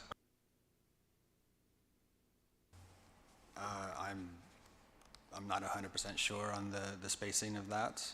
I know that the gap that was left was to allow for mainly narrow-bodied vehicles to attend site as necessary, and then for the occasional concrete lorry to come through. I believe that those are the dimensions that have been worked to. Okay, and could you tell us a bit more about the pavement, how much of a gap will be left on the pavement? Because I think, again, objectors mention the partial blocking of the pavement. I think the pavement is primarily clear. There will be a conveyor overhead and there will be hoardings in place, but actually on the plan here it says 2.21 meters. Okay, so there's plenty of room for a wheelchair or pushchair or anything to get through. Okay, colleagues, other questions? Okay, in which case, we thank you very much for your time. We move to the next section of the meeting. Questions for officers? Yes, Councillor Whedon-Sands. I guess just to, thank you, Mr. Chairman. I guess just to follow up to my question to the objectors would be, I note obviously we've already got in condition 11 a SUDS condition for drainage. Presumably that's as watertight and effective as we would expect or want, and there's no more that we can ask for on that. I suppose the only thing would be to have it come back to committee, but I'll let Ms. Hurrell comment on the SUDS condition. Yep, so we have had a flood risk assessment and SUDS report provided, which does indicate a desire to improve the flood risk of the site and include SUDS, but the details of it were somewhat lacking, and hence the condition has gone on. That is our standard wording condition for basement development, and it's very comprehensive, so I don't think I would suggest any tweaks to that. I'm confident that that would secure the appropriate SUDS needed for that site. But yes, as the chairman says, if it was deemed necessary to come back to committee, that's within your gift to ask for that. I mean, I expect officers will be more expert when it comes to risks of flooding, so I think probably if that's as comprehensive as you feel we can make it, then that's probably the best we can get. And I guess the second one was on the acoustic casing of the lift and what we could do there to try and, if it were to be approved, to try and seek peace with the neighbours. Yeah, I mean, I think in short, I would add to that it's basically unacceptable that any vibration should be experienced by neighbours when that lift is operating. So how do we make sure that that doesn't happen? Yeah, absolutely. I don't see any issue with requiring further details by way of condition. I wouldn't necessarily condition that we wanted to see details of an enclosure, because it might not be that an enclosure is appropriate or the effective way to deal with it. You know, we have here vibration, anti-vibration mounts and other measures.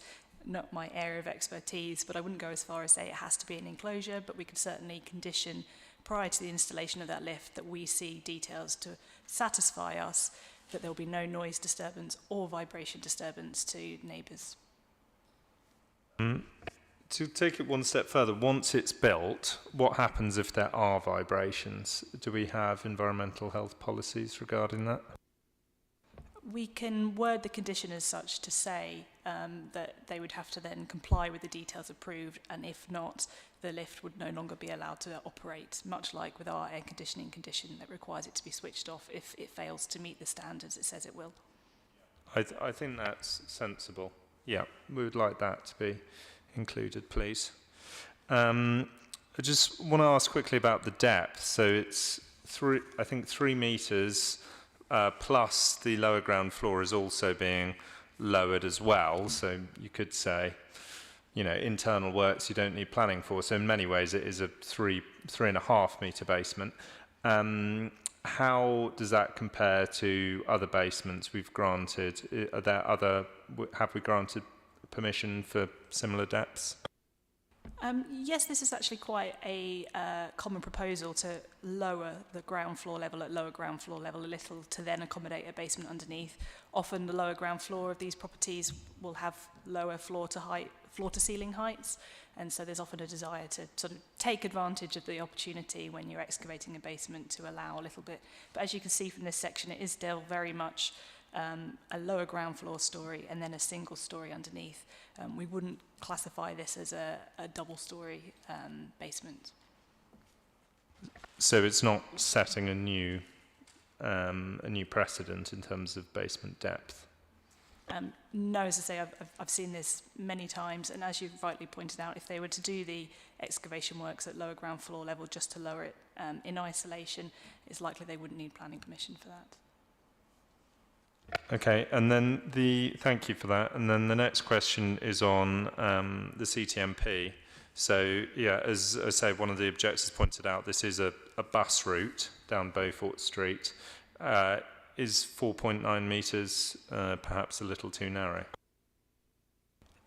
So our transport officers have reviewed it and are satisfied that with the narrow-bodied vehicles and just using the motorcycle space outside the front of the property, that is the best scenario and the best way to operate the construction of this basement. Yes, it's unlikely that 2 buses would be able to pass, but it still would be workable. There'd be banksmen there to help in that situation. And it's important to remember that that parking bay would not be filled at all times. Vehicles would come and go, they would unload, and then they would disappear off. So it's not anticipated that full space would be filled for the majority of the day. Thank you. Councillor North. Just following up from Councillor Lane's comment about the grille at the front, could we put a condition that it is a traditional material? Yes, absolutely. We will often require them to be constructed of a black painted metal, say, if that was felt to be appropriate. That tends to be sort of the traditional finish that we would look for. Yes, and if I may add, if the style could also be a traditional style as well. Thank you. Any other questions? No. Okay, it's probably worth doing a quick recap before we vote of what we've added to the application. Would you be able to recap, either Ms. Barry or Ms. Harrell? Yep, absolutely. So along with the conditions already suggested by officers, members have asked to add a condition requiring details of soundproofing and vibration for the lift, which would be prior to its installation, and would include that switch-off clause that says if it fails to comply with the standards it says it will, that then we could take action to cease the operation of the lift. And then a condition regarding the treatment of the front light well grille to make sure it's traditional in its appearance and painted black metal. Happy? Okay.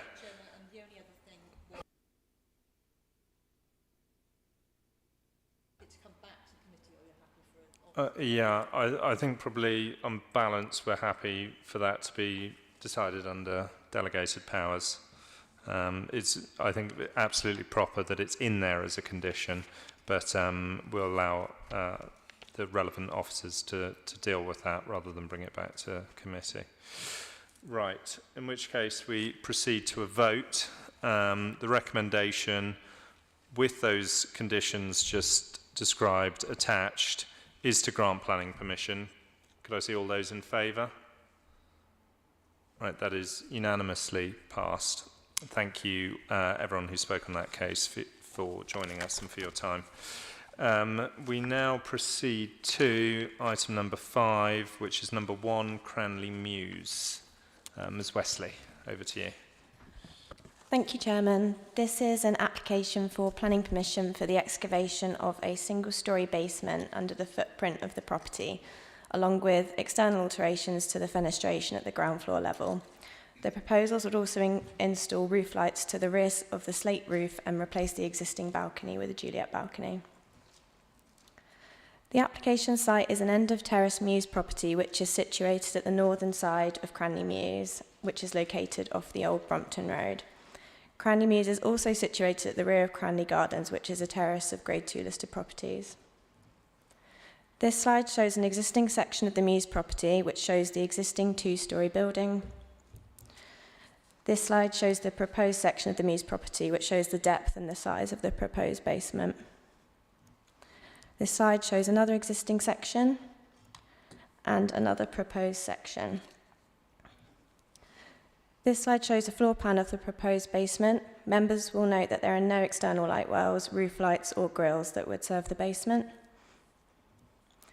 In addition to the proposed basement, the application also proposes a number of external alterations to the front and side elevations. This slide shows a photograph of the front elevation of the property. There is an existing balcony at the first floor level and existing sash windows at the ground floor level and a garage door that would be altered. The proposals would replace the existing balcony with a Juliet balcony, would replace the existing front door and would incorporate high-level windows into the garage door. The proposals would also replace the existing sash window at ground floor level with 2 new windows. The proposals would also introduce a new sash window to the side elevation. And the proposal would also introduce 3 new conservation roof lights. This slide shows an image of the Mews Street with the application site on the right-hand side. And the following slides include extracts from the applicant's submitted construction traffic management plan, which show the CTMP site setup and the proposed routing. And that concludes the presentation. Thank you very much. So we've got a number of objectors registered on this case. Mr. and Mrs. Squire, Ms. Carey, Mr. Carey, Ms. Thomas, Ms. Warland. How many of you are actually planning to speak? So to get you all in might be a struggle. Mr. Chairman, my name is Richard Squire. I will be the only person speaking today. Okay, fantastic. Now, because you're all registered, it means we can ask you questions or you can respond to questions when we move on to that section. But having one speaker, certainly makes things easier for us. So, Mr. Squire, you have 3 minutes whenever you're ready. Okay, my name is Richard Squire. My wife, Isabel, has owned the neighbouring property to Cranley Mews for over 16 years. There are 2 primary areas. Sorry, could you speak a little closer to the microphone? And we'll let you start again because we've interrupted you. So 3 minutes, whenever you're ready. Hello, my name is Richard Squire. My wife Isabel has owned the neighbouring property, 2 Cranley Mews, for over 16 years. There are 2 primary areas which form the basis of our strong objection: the construction documents and, above all, the traffic management plan. We do not have time in the 3 minutes allotted to discuss the construction documents. I will therefore only focus on the traffic management plan. This is the particularly serious and irremediable issue with the application. The Planning Director's report simply requests the applicant to have another go at the traffic plan, using smaller lorries and also adopting a route for the construction traffic which is not a criminal offence. The problem is that no traffic plan can ever comply with council requirements. Putting aside the underlying illegality of the current traffic proposals, it simply isn't possible, even using smaller lorries, to maintain a minimum of 3 metres clear roadway or to prevent the Mews being blocked whenever a lorry visit takes place. This is a basic requirement of the council, and it cannot be achieved. Anyone from Highways who actually visited the site would need no more than a couple of minutes to see that any plan put forward is unworkable, particularly in view of the dog-leg turn into the Mews beside number 1. All of our technical concerns were effectively brushed aside by the Planning Director's report with the simple suggestion that a 3rd version of the plan should be produced. But it really doesn't matter how many plans are produced. In a small and narrow cobbled Mews, you cannot conjure space which simply doesn't exist.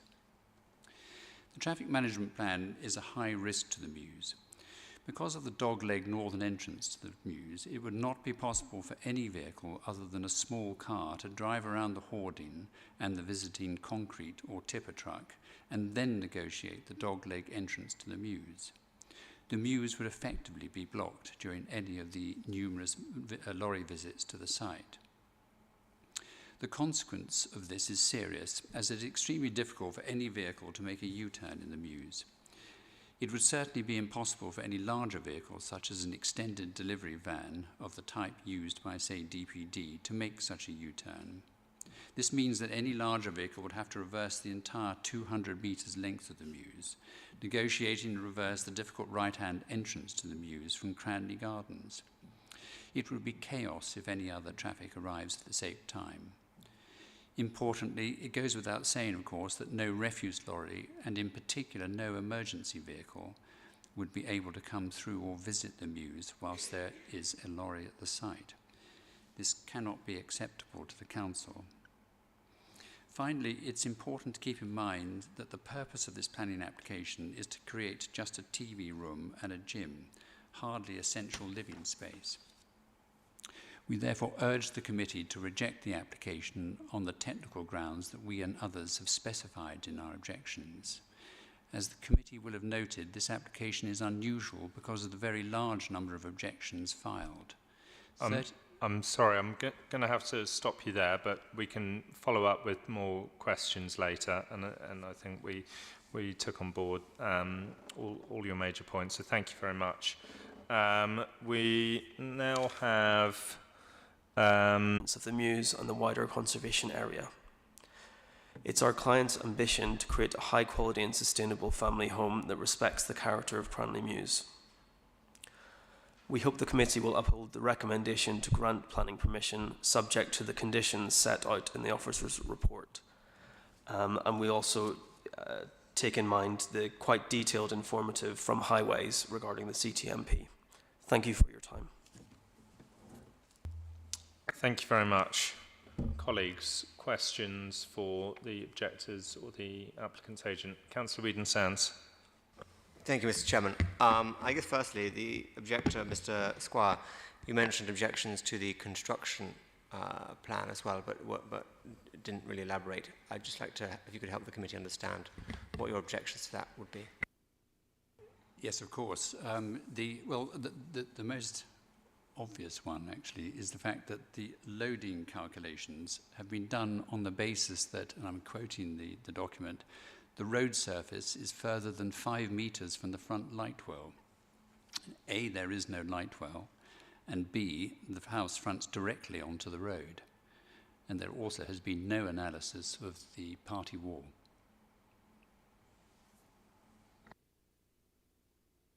Thank you. And I guess just secondly, on the comments for the CTMP, I don't know whether it'd be allowed or even possible, but I mean, if an alternative was found, so for the lorry to be parked on either the Old Brompton Road or maybe on Cranley Gardens rather than on the Mews itself and things carried in, I mean, would that be something that would be acceptable to you?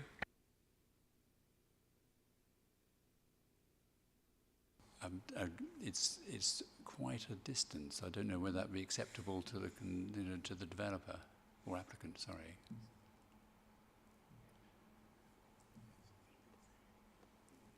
Councillor Lane. Thank you, Mr. Chairman. Just a question to Mr. Squire again. Just in relation to the dog leg turn, is the case, isn't it, that there are single yellow lines? So I'm assuming on a Sunday, cars are permitted to park on the turn, or even vans perhaps. Does that happen? And in that case, how do cars navigate around those vehicles that are parked on a Sunday? It doesn't happen to my knowledge. I haven't seen it, but it's it is difficult. I mean, if you unfortunately, it's what was presented there gives one of the picture of Cranley Mews gave you the narrowness of the Mews, which, and if that follows round in the dogleg, it really is extremely difficult, and it certainly prevents normal traffic. So currently, on the approach to the dogleg is actually a residence parking bay for, I think, 5 vehicles. So currently, the number 1 is on the corner.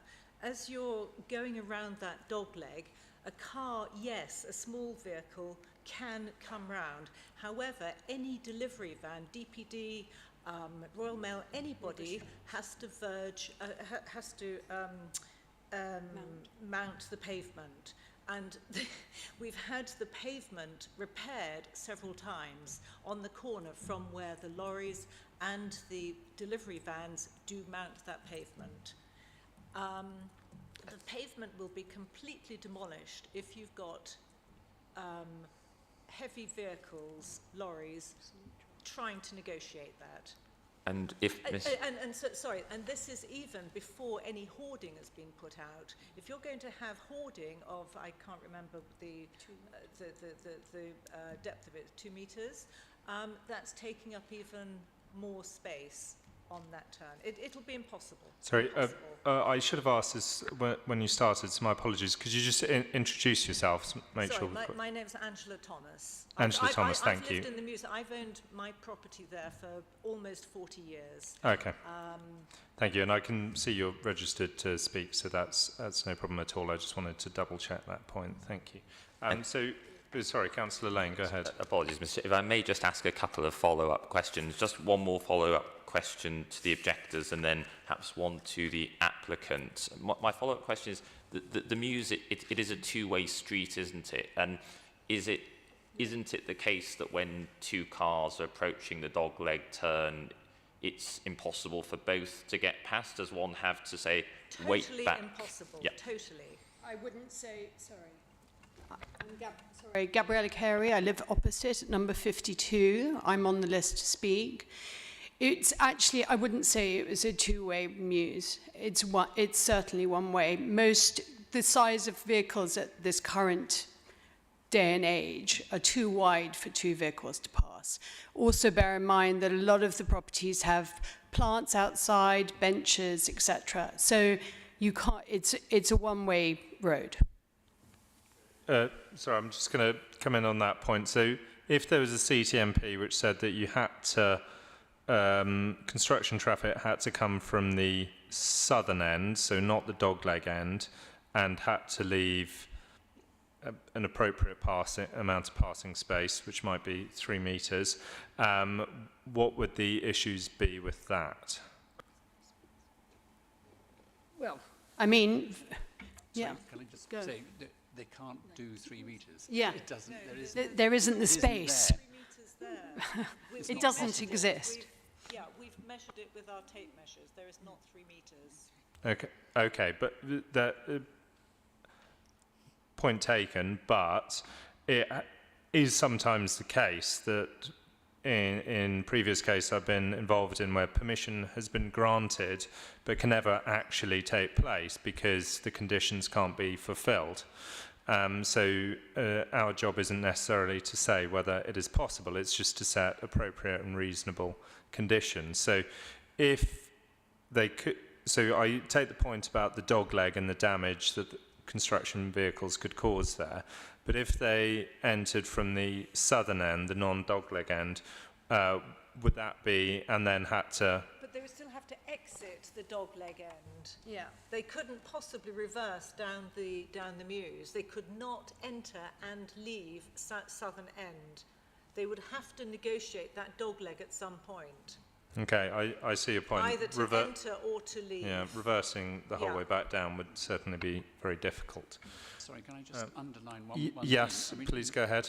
It would prevent any emergency vehicles using Cranley Mews, either to visit or to get through because of speed and traffic. It would be impossible. Okay. Also bear in mind that there's a restaurant there with regular delivery trucks coming in. So, and they're coming in all day. They also have their own rubbish collections for the restaurant, which are outside of the council's rubbish collections, which therefore means that the restaurant will not have their rubbish collected, therefore causing a health and safety, environmental problems. Thank you very much. Councillor Lane. Can I just say there are a number of elderly residents in the mews, and there are often ambulances coming into the mews. Okay. Often. We Thank probably you. get 2 a week. Point taken. Thank you very much. Councillor Lane. And just one final question, this time for the applicant. To follow on from Councillor Whedon-Sand's question, but to put it to you, would it be practical for the applicant to have all vehicles essentially north of the mews on the old Brompton Road and use workmen to carry down various tools and plants? Would that be something you consider? I think in Informative 7 there's quite detailed response from Highways describing what conditions we would have to meet, and that's a pre-commencement condition that we would have to satisfy the requirements. Could you just answer my question as I put it to you, or is that not something you can answer? I don't think it's something that I can comment on because that was done, the CTMP was done by an external consultant, so I'm not equipped to answer that question. Thanks. May I just say one quick thing? Sorry, I'm sorry. On the one side, there's a bus stop on Brompton Road. On the other side, there's a bicycle lane. Opposite, there is a school. Yeah. It would be impossible to have delivery lorries on Old Brompton Sorry. Road. Thank you. I had a question. I have a question for Mr. Smith regarding the construction. Mews houses are a little more fragile than the larger terraced houses next to them. What measures are you going to take to protect the party wall and ensure there's no damage to it and no impact during the construction on the neighbours? So we've appointed, or the client has appointed, a structural engineer who will be on board for the duration of the project. We will also have to deal with party walls as a separate issue in terms of party wall agreements, and we would have to satisfy the party wall surveyors that what we were proposing was fit for purpose. Okay, so the structural engineer would be regularly monitoring the project. We've also carried out borehole tests and structural investigations of the site, which was included with our package. So there would be a great deal of detailed design going into that before any work start on site.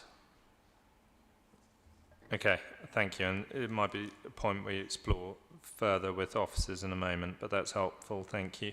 Colleagues, further questions? Councillor North. Thank you. Thank you, Mr. Chairman. Question for Mr. Smith. I'm just looking at the dogleg now. The opposite, as the curb comes in, would you be willing to offer an indemnity that if any damage was caused to that curb as a result of your construction, that you would rectify it?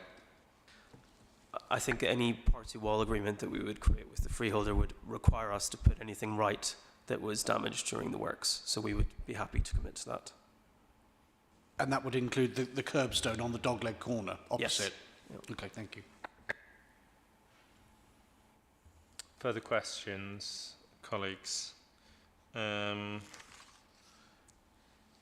just want to, Mr. Smith, one more on the traffic management plan, because we haven't actually seen the draft management plan, which hasn't been approved in any case. But how frequently are lorries going to be coming in and out during the construction phase? Again, I'm not equipped to answer that question.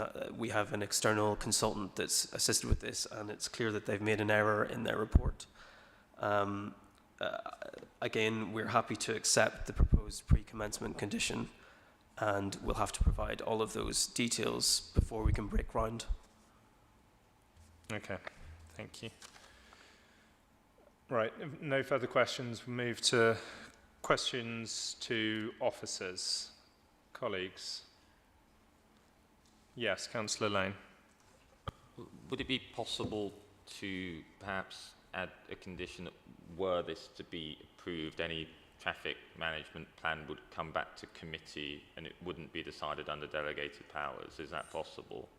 I think that absolutely would be Yes. possible, wouldn't it? Yes. Yes, that would be possible. Thank you. I think it's worth exploring in any case, the traffic management plan. What are your comments or thoughts about the suggestion by objectors that maintaining a 3-metre gap just isn't possible? So the highways officer he's reviewed the draft traffic management plan, and he's raised a number of queries that need to be resolved in the final CTMP. All of those queries have been included in informative, and we'd also like to remind members that if a workable CTMP cannot be supplied or agreed upon, then the permission would not be possible to implement. So whilst our highways officer has said in principle it would be acceptable subject to the final CTMP, if it couldn't be agreed upon, then the basement proposals would not be possible to implement. Okay, because I think it is. It sounds like we'd probably add a condition that CTMP comes back to committee. So I don't want to spend too much time on it, but I think it is important, not just the issue of the width, but also the sort of special status of a mews. It's not a normal street. It's used for people sort of almost as a large pavement. Children play in it, etc. And I think that needs to be recognised in the reviewing of any CTMP. On the construction, so I know we've got a condition in requiring a structural engineer and the management of engineering works. Do we ever go further than that and put in additional details? For example, as I say, mews houses, we get a lot of basements, but we don't get a lot of basements on mewses. And I'm just worried about this, they're not quite as solid as the larger terrace houses. So how do we make sure that no movement happens in those walls?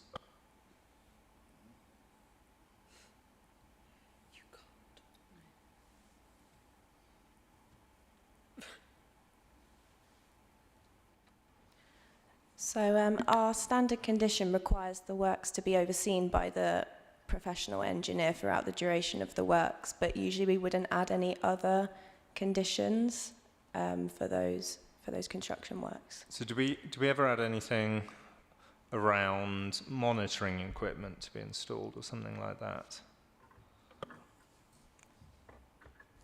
Thank you, Chairman. We have done on one example, which was Tower House and Woodlands, but that was a grade 2 star, or grade 1 listed building. It's a very quirky building, very high profile, and I think there was clear reasoning why that building required additional ongoing monitoring. Yeah. We're still going through that process now, and that related to a bond. That is the only example we've had. So what about something if the neighbour noticed any movement, how would they be able to report that and have action taken immediately, get the engineer to inspect it and potentially the council? You will have the Party Wall Act, and there should be an agreement in place prior to works commencing, and I think that would be the correct route or mechanism going forward. And that I mean, would be, obviously, you will still have the professional engineer. You also have the code of construction condition, which means that the site is monitored, albeit not from a structural point of view, but particularly in terms of construction. So if there were practices being undertaken on site that weren't what we would expect or in line with the code of construction, I guess all these things are kind of linked, really. So there is ongoing monitoring in various ways for basement applications or developments in the borough. and would neighbours be given the sort of phone numbers and contact details that they could contact immediately, so they know what to do if there's anything awry? I mean, I don't know the ins and outs of the Party Wall Act in terms of the actual agreement, but I would imagine there would be. They've also got to, the applicants also got to sign up to the Considerate Constructors scheme as well, and that requires displaying on hoarding outside the site various contact information for different things. Yeah, that's a fair point, and a designated site manager as well, isn't it? Yeah. Okay. I think from colleagues, from a construction point of view, I think that's all we can do in terms of conditions. I don't think there are any further conditions we can put on. Anyone have any further thoughts on that from a construction point of view? Councillor Whedon-Sands? Just in terms of the noise that's going to be caused, I know now, because we've had one in our ward, on sites, there's sort of like almost like acoustic sheeting that's been created that one can put over a building site that really dramatically reduces the amount of noise that is caused. I expect it is expensive, but I was just wondering if that's something that can be required or conditioned on, that we use that sort of sheeting. Did I say? I know in one example in our ward on Hyde Park Gate that it was used. I'm conscious that a lot of some of the objections, particularly, from the lady with dementia living opposite, that could obviously help, hopefully. Is that something we've conditioned before, acoustic sheeting? Not acoustic sheeting, but it is, so impacts of noise are captured within the council's code of construction practice, so any complaints can be made to the council's construction management team, and then they can carry out investigations separately should the noise levels be unbearable. I mean, yeah, there are obviously rules regarding sort of environmental health rules regarding what is acceptable noise and what isn't, and based on times of day, etc. So if we just have it doesn't even need to be informative, but if we just have a minute to, if permission is granted to circulate those details to anyone who objected to the proposal, that would be helpful. On the CTMP, I think, am I right in saying it's the will of the committee that come back to planning committee? Would anyone disagree with that? No, so I think we'd like to add that condition that any future construction management plan must come back to committee, please. Thank you. Yes, Councillor Whedon-Sands. Thank you, Mr. Chairman. Just to ask officers, has anything been considered about options of the vans or lorries not using the Mews and being able to park nearby on I appreciate, as one of the objectors said, it's difficult with a bus stop in Faulkner. I mean, this is probably a question for, if we're to grant it tonight, it's probably a question for the future committee to consider when the CTMP comes back. But they'll get the CTMP, in front of them. There won't be they can vote up or down. They won't have the option to actually feed into it. And I'm just conscious that it'd be good for that to be at least considered in the work that officers go away and do.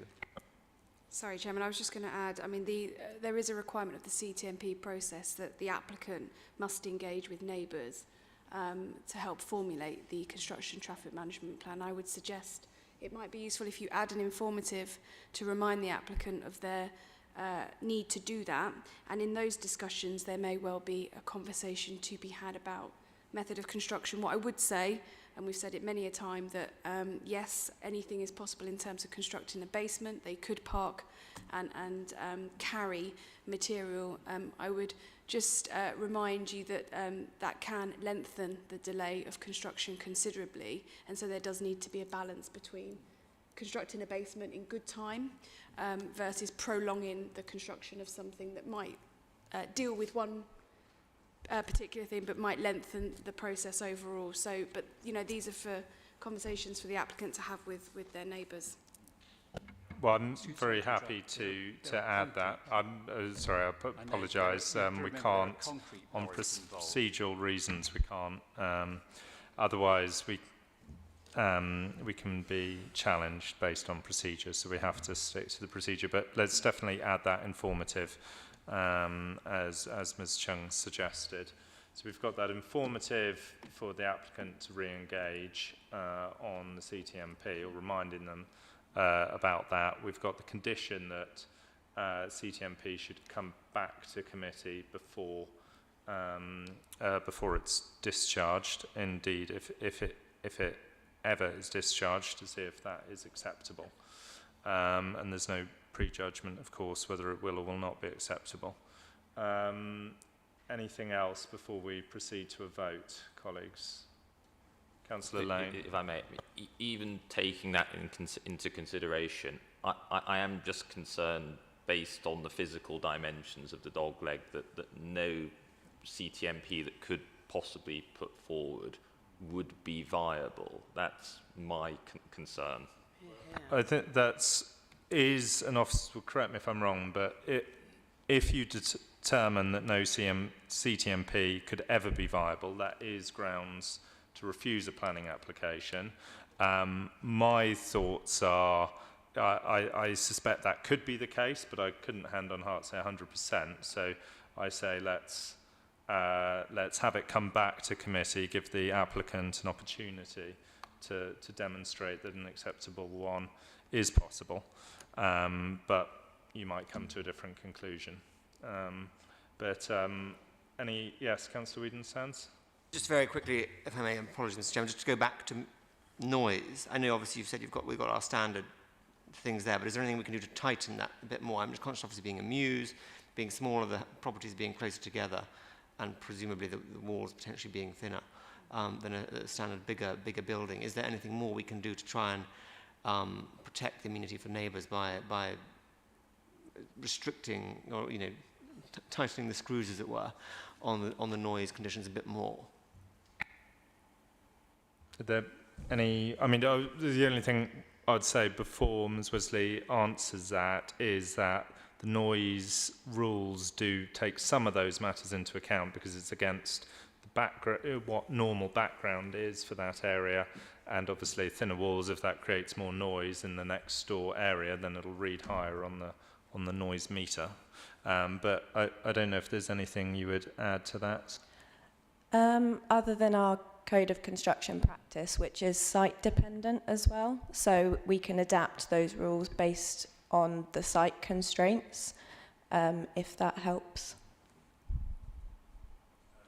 Could you elaborate on that slightly more? So within the code of construction practice, we'd adapt the noise rules to the the site? Yes, so our construction management team would look at it on a site-by-site basis, and they would understand that it's a muse, so a lot more sensitive than maybe some other sites, and so could adapt their rules and complaints procedures accordingly.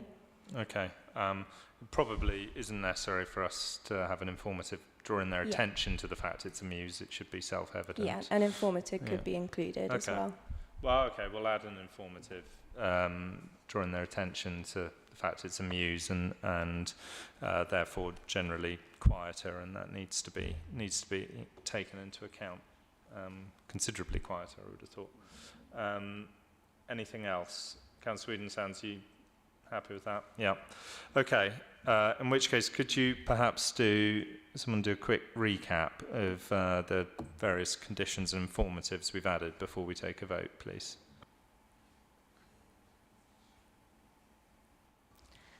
Yep, so to recap, we'd have the final CTMP pre-commencement condition as recommended. and informative to remind the applicant of the issues to address in the final CTMP, and informative to remind the applicant that it's a Muse property, and an informative to remind the applicant to engage thoroughly with the neighbouring residents during the process of preparing the final CTMP. Yes, happy? Okay, fantastic. In which case, we must move to a vote.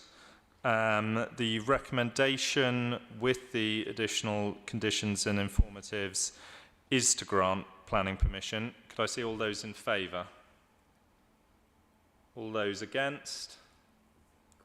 So that's 3 in favour, 2 against, so permission is granted. And thank you very much to everyone who came to speak. It was very useful to hear all your representations. We now move to Park Walk Primary School. Thank you, Chairman. There's a pair of applications before you this evening at the Park Walk Primary School, one for planning permission and one for listed building consent. The reason for a committee decision is they are council-owned applications.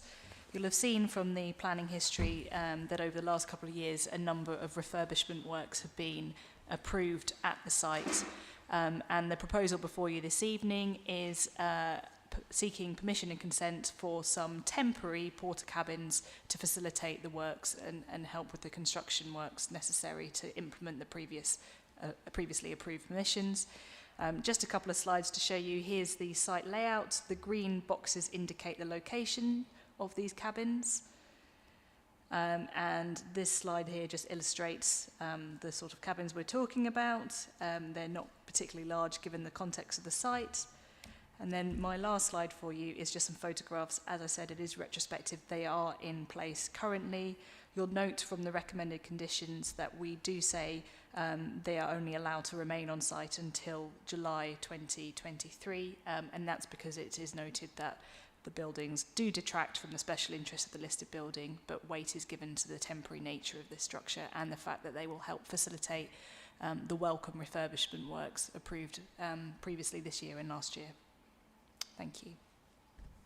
Thank you very much. No, I think that's important to note that we're only granting planning until July 23, and it needs to come back if they want to keep it longer than that. Any questions?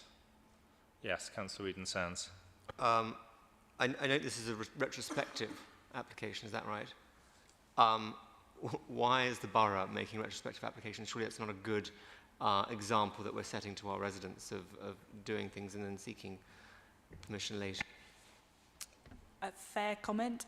I'm not sure they were necessarily aware that permission would be needed given the temporary nature of the structures. But yes, a fair point. They will know for the future. And anyone watching this evening will know that these sort of structures do require permission, albeit on a temporary basis.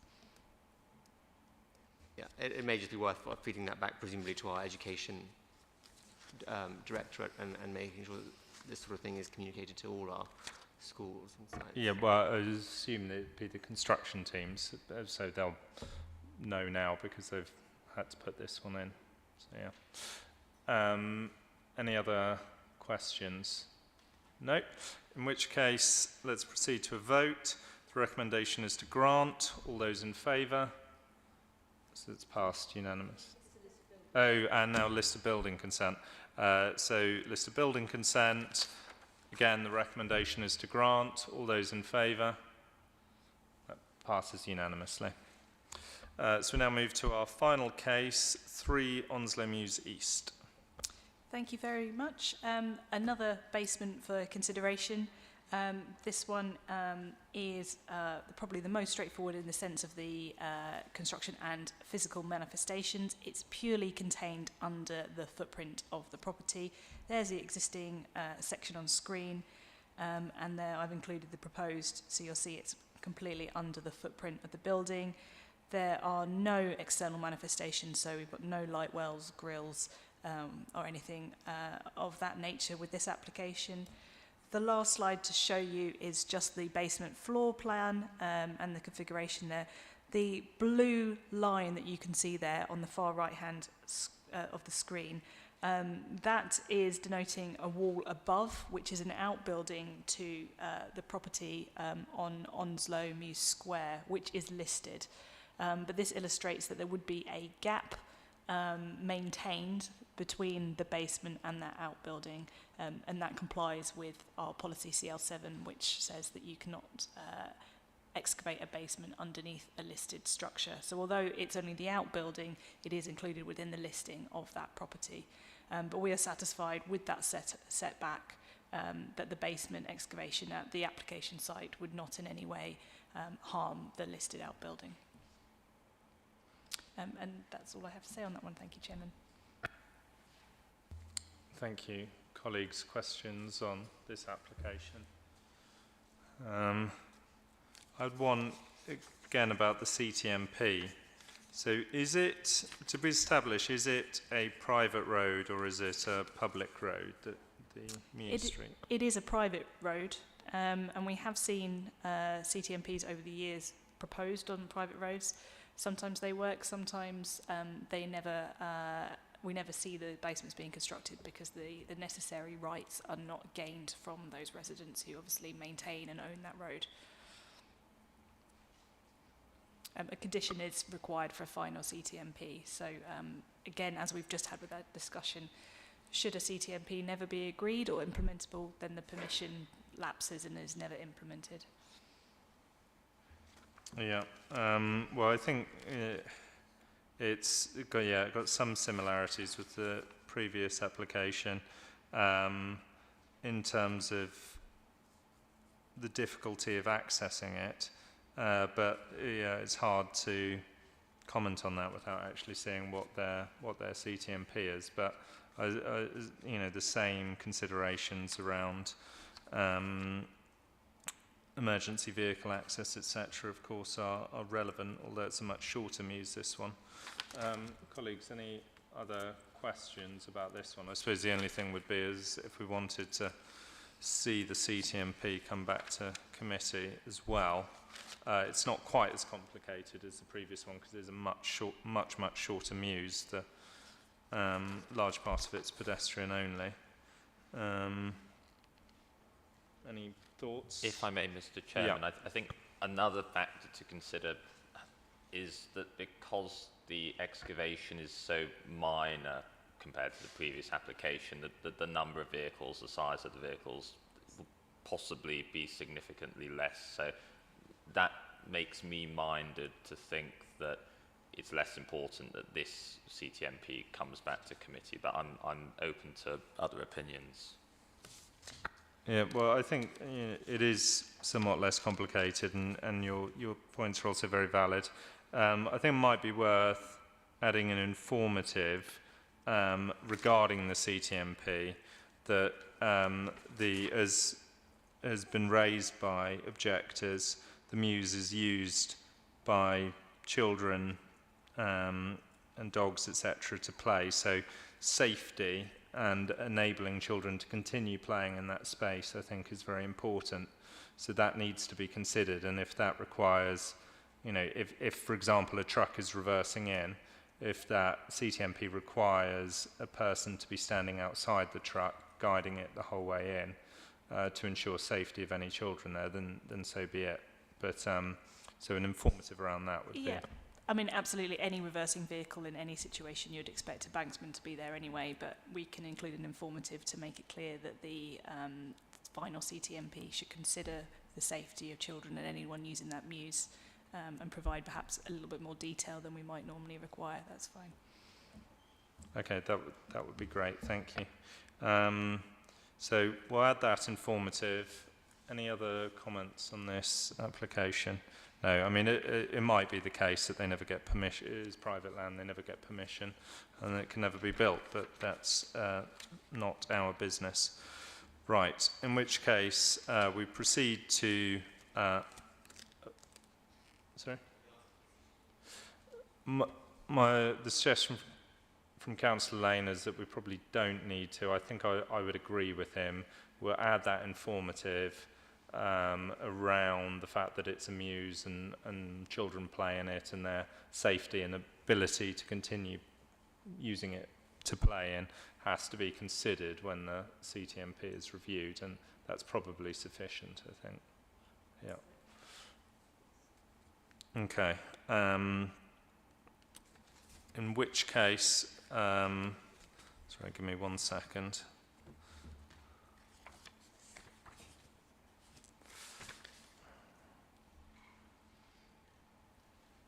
Yeah, okay. In which case, we proceed to a vote with that additional informative on. The recommendation, is you happy, Ms. Barry, Ms. Chung? Yeah, with that, fantastic. So recommendation is to grant. Can I see all those in favour? So that passes unanimously. And that brings us to the end of tonight's meeting. Thank you all very much and good night.